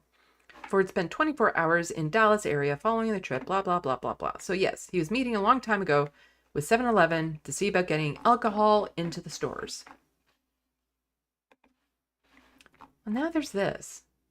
Canada's Couche-Tard makes primary bid for Japan's 7 & I, which is 7-Eleven. And this is from August 19th, 2024.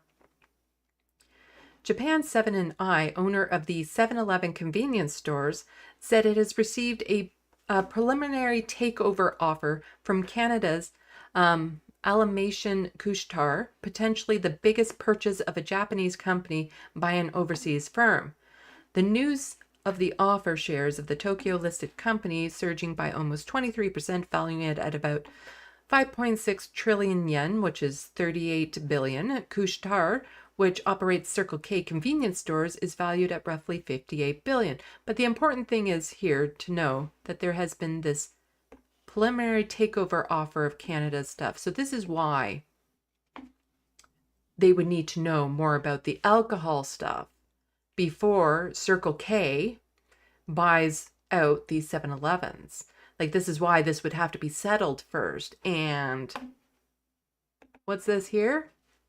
This is an official press release from the Circle K, which is the Couche-Tard, announces the appointment of the Right Honorable Stephen Harper to its board of directors effective immediately.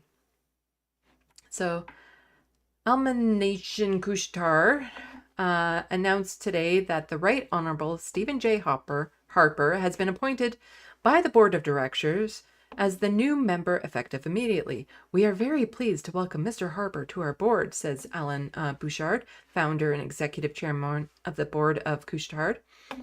With his extensive experience in leadership, governance, business, and global affairs, he brings invaluable insights to the board, which will serve Couche-Tard well and continue to grow, innovate, and meet evolving needs of the customers, blah, blah, blah, blah, blah. Harper was elected the 22nd Prime Minister of Canada. Mr. Harper, blah, blah, blah, blah, blah.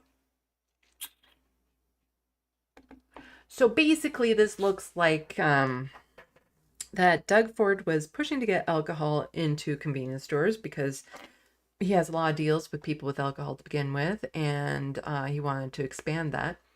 But it looks like he accelerated it because his conservative buddy, Stephen Harper, just became part of the chair of this organization that is now trying to buy out those convenience stores that Doug Ford was pushing this alcohol to. But in order for this deal to go through and get all the numbers, they need to know this alcohol stuff first.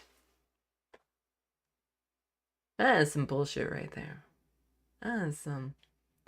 That is some corrupt bullshit. And he's going to get away with it. Like, who's going to push back on that? It's very complicated information. Not everyone would know things like the fact that certain factors are taken into place when companies are buying out others, whereas you need to know the value and all this sort of stuff of all the things involved and so on and so forth. But this is so corrupt. Hundreds of millions of taxpayer money is going to benefit just a few wealthy conservatives in this province, while people are suffering in the streets, can't get a family doctor, can't get seen at emergency rooms, having supervised consumption sites shut down, which means more people will then have to, consume their drugs in places that aren't safe and supervised, which will lead to far more deaths, far more needles in the park and stuff when you get rid of the exchanges and the services and so on and so forth. he is just using this province like a money bank to make all of his rich buddies richer, including himself. And what are we doing about it? Like, really, what are the people of this province doing about it? It is so frustrating that if there were an election right now, he'd probably get reelected. Because someone was pointing out that, you know, half the province disapproves of Doug Ford and all this sort of stuff. Half the province doesn't like him and whatever. The problem was less than half the province voted in the last election, and of those who did vote were all Doug Ford supporters.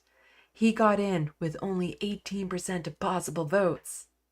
So if there was another election today, and that half of the province that disapproves of him, if they decide to stay at home, he's getting in again. And he'll continue to harm people. And his policies will cost lives. People have died because of what he's done. More people will continue to die. More people will suffer.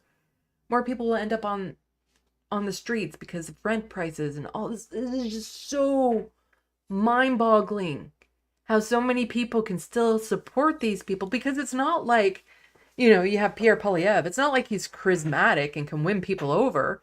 You look at him and he is like a toddler dweeb adult. And yet so many people still vote for him. Why? Why? But speaking of the rent and stuff, I just want to make a quick correction from a story that I covered in my last live stream. So I had an article from Trillium that I was reading, and this is a new article from Trillium saying the Ford government says its data was botched. So how many people are homeless in Ontario? So Trillium had released an article saying the housing minister spokesperson was saying that 234,000 people were unhoused. And that was the unofficial estimate of homeless in Ontario. And now they're saying, okay, maybe not. So here, Ontario has a homeless problem, a bad one, but the Ford government now says it's not as bad as the unofficial estimate of homelessness of 234,000 people, or around 1.5% of the population, recorded in an internal government document. So this is recorded in an internal document. The 234,000 number does not represent the number of people experiencing homelessness in Ontario, wrote Justin, spokesperson of Municipal Affairs and Housing Minister Paul Calandra. Various opposition and municipal politicians seized on the figure, but let's see. Here's where I wanted to get to. So Trillium had twice requested further information on those statistics from the housing minister's spokesperson the week before the story was published. It was only after the uproar that the official issued a statement saying they were inaccurate. However, they still have not said what that actual number was, where this number is coming from. So there's still an excruciatingly high percentage of people in this province who are unhoused, who shouldn't be. And this is, again, policies from Doug Ford. Let's see, how are we for time? When did I start? I started at 5, so I've been at this for 3 hours. I think I'm doing pretty good considering I'm still not 100%. How about one last thing, which is low energy on my part. We just watch an amazing person do some journalism. Rachel Gilmore is an independent journalist here in Canada, and she does amazing investigative work, like just absolutely amazing. And this story kind of piqued my interest, and let's hear what she has to say. So from Rachel Gilmore, the man behind some of the worst aspects of U.S. culture war politics is coming to Canada next month. Chris Rufo will be sharing his ideas at a conference with Canadian conservative politicians. Conservative politicians? You didn't have to say conservative politicians if he's a right-wing culture war fanatic. You just had to say politicians, and we all know they're conservative. Columnist and more. Oh, and some big brands are footing the bill. So let's go. An architect of some of the worst aspects of the US culture wars is bringing his garbage to Canada, thanks in part to the sponsorship of MasterCard, Coca-Cola, Sun Life, DoorDash, and Meta, who are footing the bill for an event next month called the Canada Strong and Free Regional Networking Conference 2024. Let me know how the volume is for you guys. It's pretty quiet for me, but I can't increase it anymore. Catchy. We're the Canada Strong and Free Network, formerly known as the Manning Centre, and the host of one of the largest annual gatherings of Canadian conservatives, is advertising right-wing provocateur Chris Rufo's talk on fighting the left and wokeism? Wokeism? Isn't that supposed to have an E? Anyways, Rufo is one of the key dudes who made it trendy to oppose things like learning about racism, with his crusade against critical race theory, which isn't even something you learn about until university, but that didn't stop him from creating a fun little moral panic. His other crusade has been targeting the LGBTQ community. Like here, where he brags that a bunch of books about gender and diversity were thrown away following his efforts. Quick question, Chris. If your perspective can survive in the marketplace of ideas, why do you have to get rid of the books that challenge your beliefs? Seems kind of chicken. What's wild is this guy doesn't even hide his bad faith agenda. Like in a screed he wrote in a far-right magazine known for praising dictators, he basically explained how the right has to force its framing of issues into the mainstream, and right-wing activists must sometimes, quote, conceal their radicalism in the mask of respectability, like a risless Bond villain. Anyways, you get the gist. This guy sucks. He's one among a handful of names speaking at this upcoming conference, including Barry Cooper, who D. Smog wrote is a climate denier, as well as a federal conservative MP and more. Now, I don't know if everyone is fully aware of who they're associating with at this conference, but this guy represents a very specific brand of culture war politics, one that pushes back on progress for marginalized groups, with a willingness to apparently not quite sacrifice the truth, but to channel it, all in the name of achieving truth, liberty, and happiness. But I guess my question for Rufo is, happiness for who? Doesn't seem to be for people of color or the LGBTQ community. I reached out to Coca-Cola, MasterCard, Sun Life, Meta, and DoorDash to see if they knew what they were sponsoring. So far, only Meta has replied, and they're standing by their sponsorship. You can pause to read. I'll update you if the others reply. Until then, what do you think of all this? So, as we have seen, do these conservative politicians know the kind of people that they're hanging out with? Absolutely. They know. They know. They know that these are right-wing culture war fanatics that, you know, hate people of color, hate queer people, all of that. They know. They know. Well, there has been some updates to her amazing work. So she has, you know, put a spotlight on this, put a spotlight on the people who were sponsoring the event and stuff. And there's a couple layers of this. So one thing she found out is that while some companies, their names were being removed, that doesn't necessarily mean they're no longer sponsoring it. It just means that their names is no longer available for people to point at them and be like, what the fuck are you doing? So there are 2 follow-ups that I have so far. So this is just saying that, you know, these are off the list of major sponsors. But this one is the most recent update that I've come across. Wait, do brands not want to be associated with a conference that's bringing US culture war trash to Canada? Sure looks like it. Because since I reported on this last week, even more brands have dropped off the sponsor page for this event. This is what their sponsor page looked like on Friday before.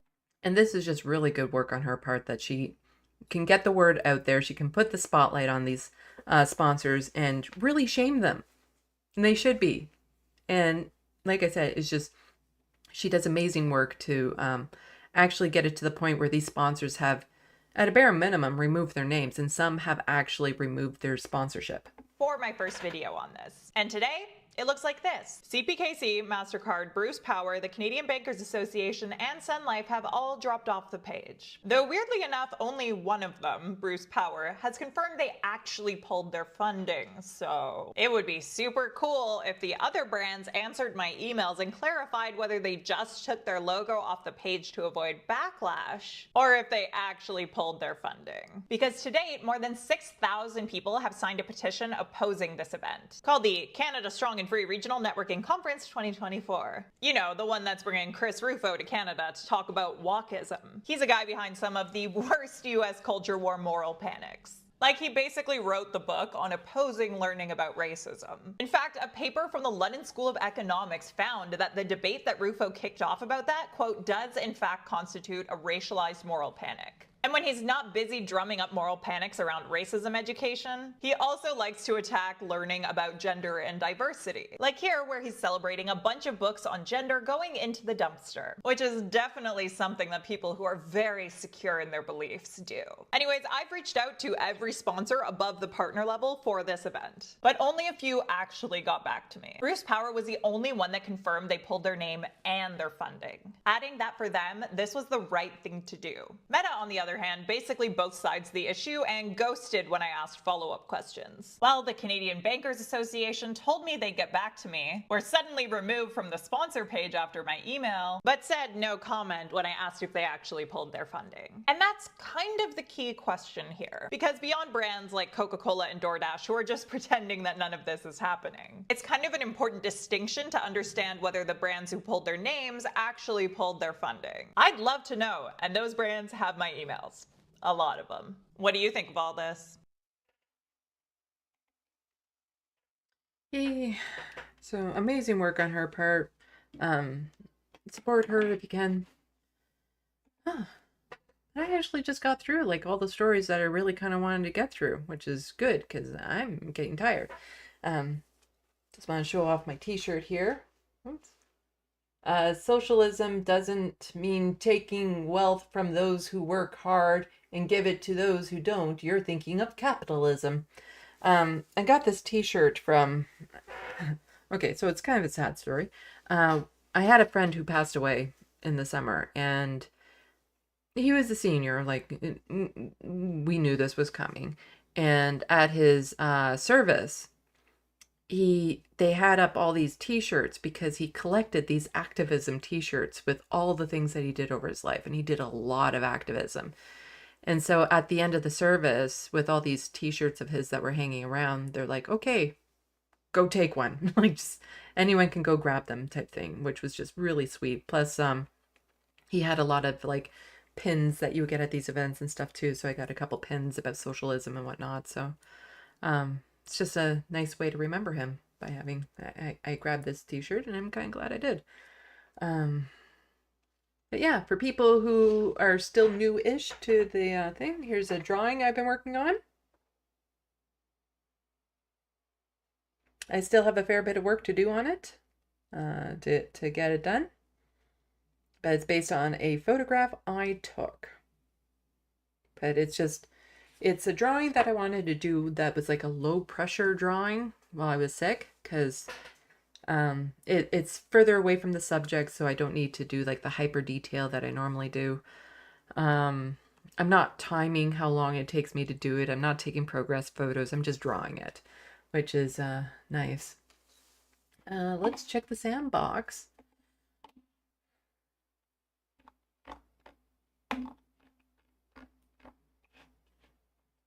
Also starting very shortly, I think, the letter hack with John from San Antonio will be on. So you can tune into that. Letter hack also had a call-in show last night, which I made an appearance on. Well, I called in with Dan from the internet.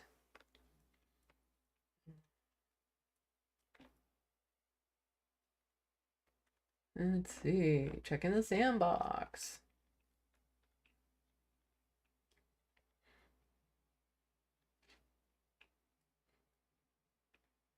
Yeah, some people really kind of annoyed with Pierre Poilievre.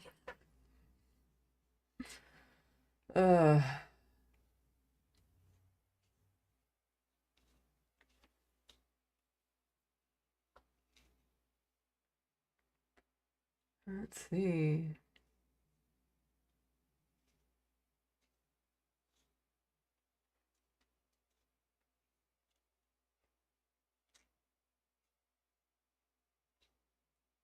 FG, you don't have a doctor because of your conservative premier intentionally mishandling the province's healthcare system. Yeah, I wish there was just a way to wake these people up to who's responsible. Because the conservatives are always going to blame someone else. They'll never take responsibility. And you know, they have a right to be angry. Not having the family doctor, seeing their living standards drop. Everything costs more, but their wages aren't going up. Like, there are reasons to be angry. It would just be nice if they could get angry at the right things, because then we could actually do something about it.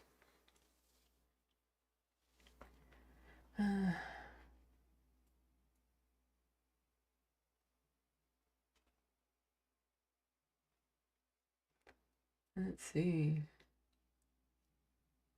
Nina Canadian, I've grown to hate the word lazy. It seems so disrespectful and judgmental. Yeah, it is.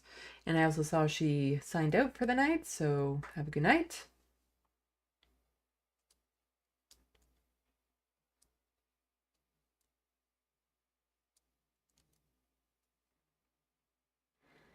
Let's see.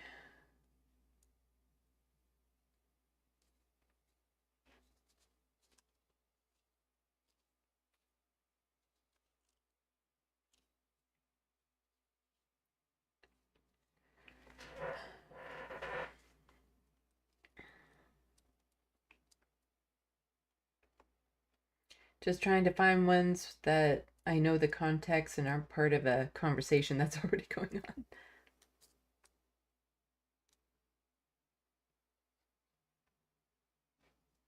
Nina Canadian saying the LCBO strike last July factored into Ford's urgency as well.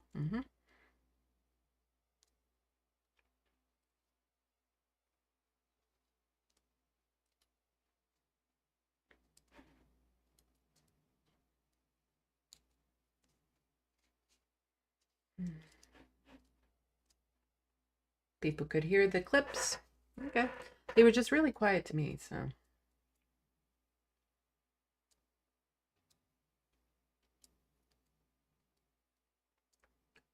It's 1 a.m. where Midi Doctors is? Well, good morning. Yeah, I usually end up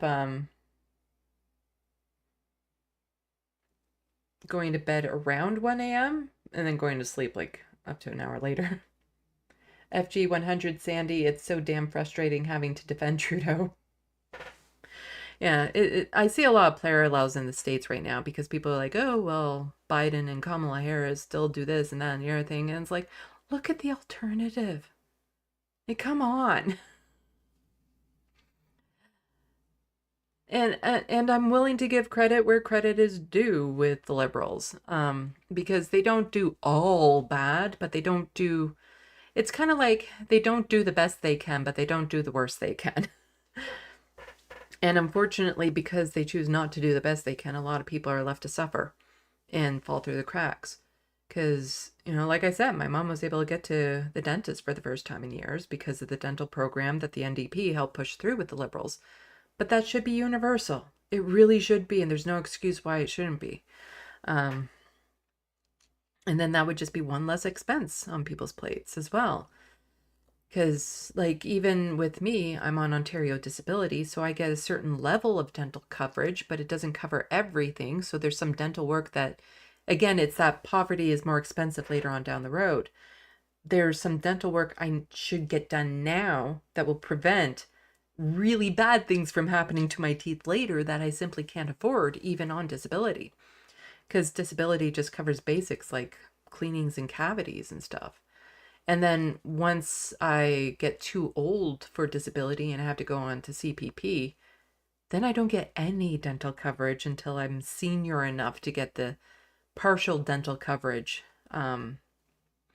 that the Means-Test is like it's just, it's so frustrating knowing how easy it would be to fix the system, and yet we have so many politicians in power that do the opposite. Like, the Conservatives are actively trying to make people's lives worse. The Liberals, as I've kind of viewed them, they're indifferent. You know, they have their things that they want to get through. They want their rich buddies to get rich. They have all their deals. But they're very indifferent to the lives of the average Canadian. You know, they'll throw us crumbs every now and then.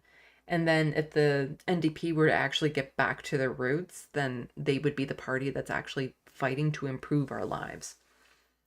But you know, you need the provincial and the federal governments working together. And whenever you have the party politics involved, they refuse to do that. They refuse because they don't want the other side to get a win. And when they fight like that, it's all of us, the people who suffer.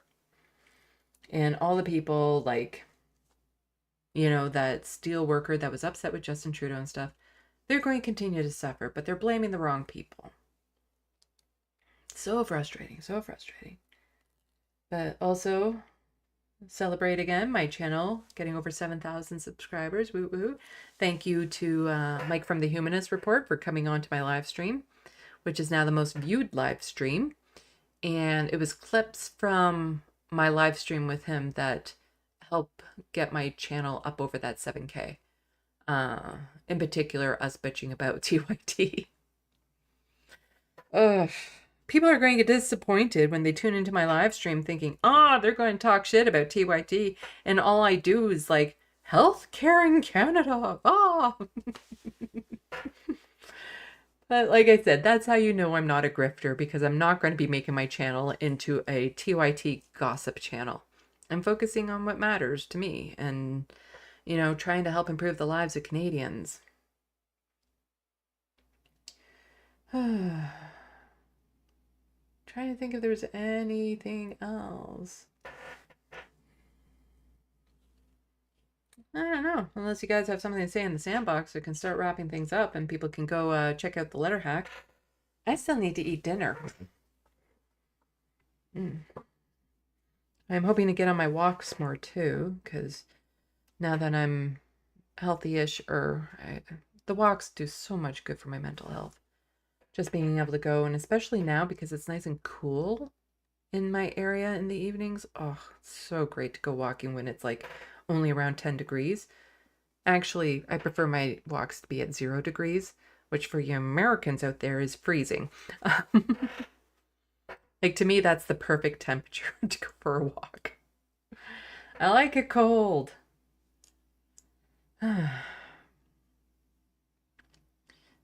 Yeah, I don't know when I'll be doing my next live stream. I'm also working on some other projects, of course. So keep people posted on that.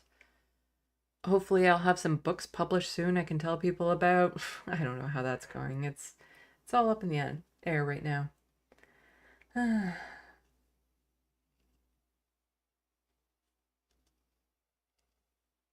Looks like the mods have had to keep the sandbox clean of turds this stream, so thank you for your work.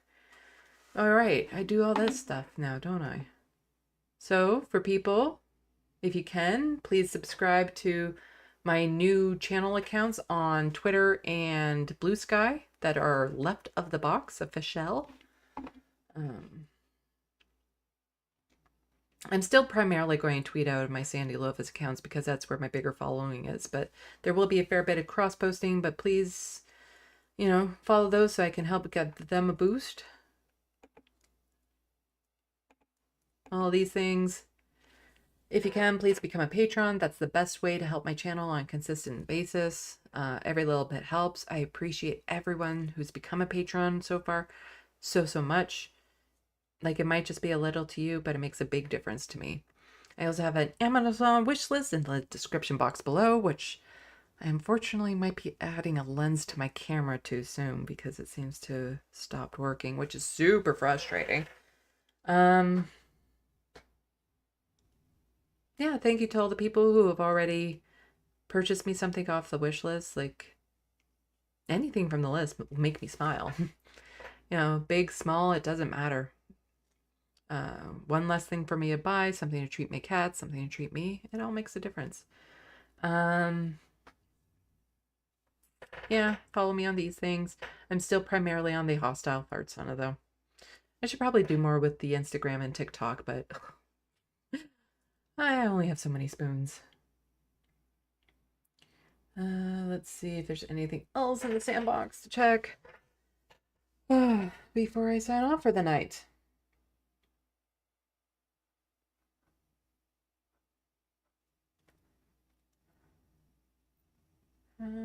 Let's see. Wearing my cute little Here, I'll pull this out so people can see my earrings. I saw these. They're just too adorable. Let's see if that can show up. Will it go in focus? Will it go in focus? How far back does it have to go before it'll go in focus? Let's do this. There we go. See, it's a cat cafe earring. You have the cat in the little teacup and it says cafe. It's a cat cafe earring. Just thought they were super cute. And they're not obviously cat people earrings. You don't necessarily know at a distance. And there was a cat cafe in a city nearby. I don't know if they're still open. Which was just a nice place to go and like be around cats, but I have cats here, so it doesn't matter.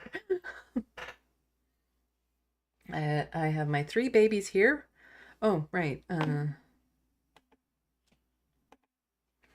If you can help with Frodo's vet bills, an e-transfer to SandeeLovas@gmail is appreciated, or the PayPal link in the description box below. And all money I get from those go directly to helping with Frodo's ongoing vet bills. But he's doing good right now. Like, he really is like a sweetheart. To have a cat that close to death and somehow get to be in like good health again. Like not just okay health, but good health. Let's see. There we go. And this is him just this morning. Let's see. Will that focus? Will that focus? It's not going to focus. But that's him just this morning. I think we do have a visitor. Abernathy.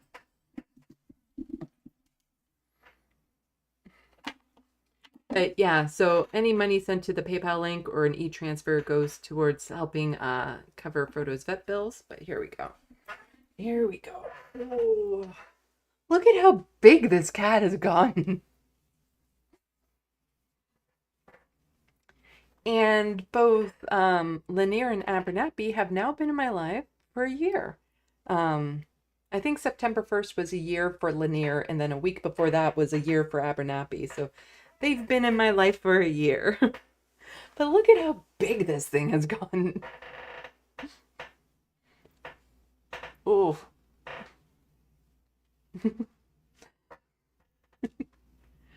And he sheds like crazy, this one. Are you going to look at the camera? Are you going to look at the camera?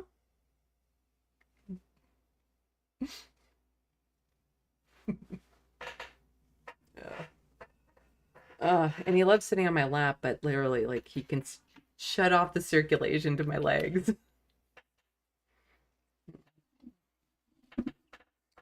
Oh.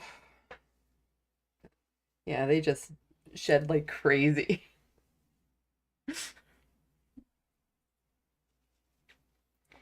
Okay.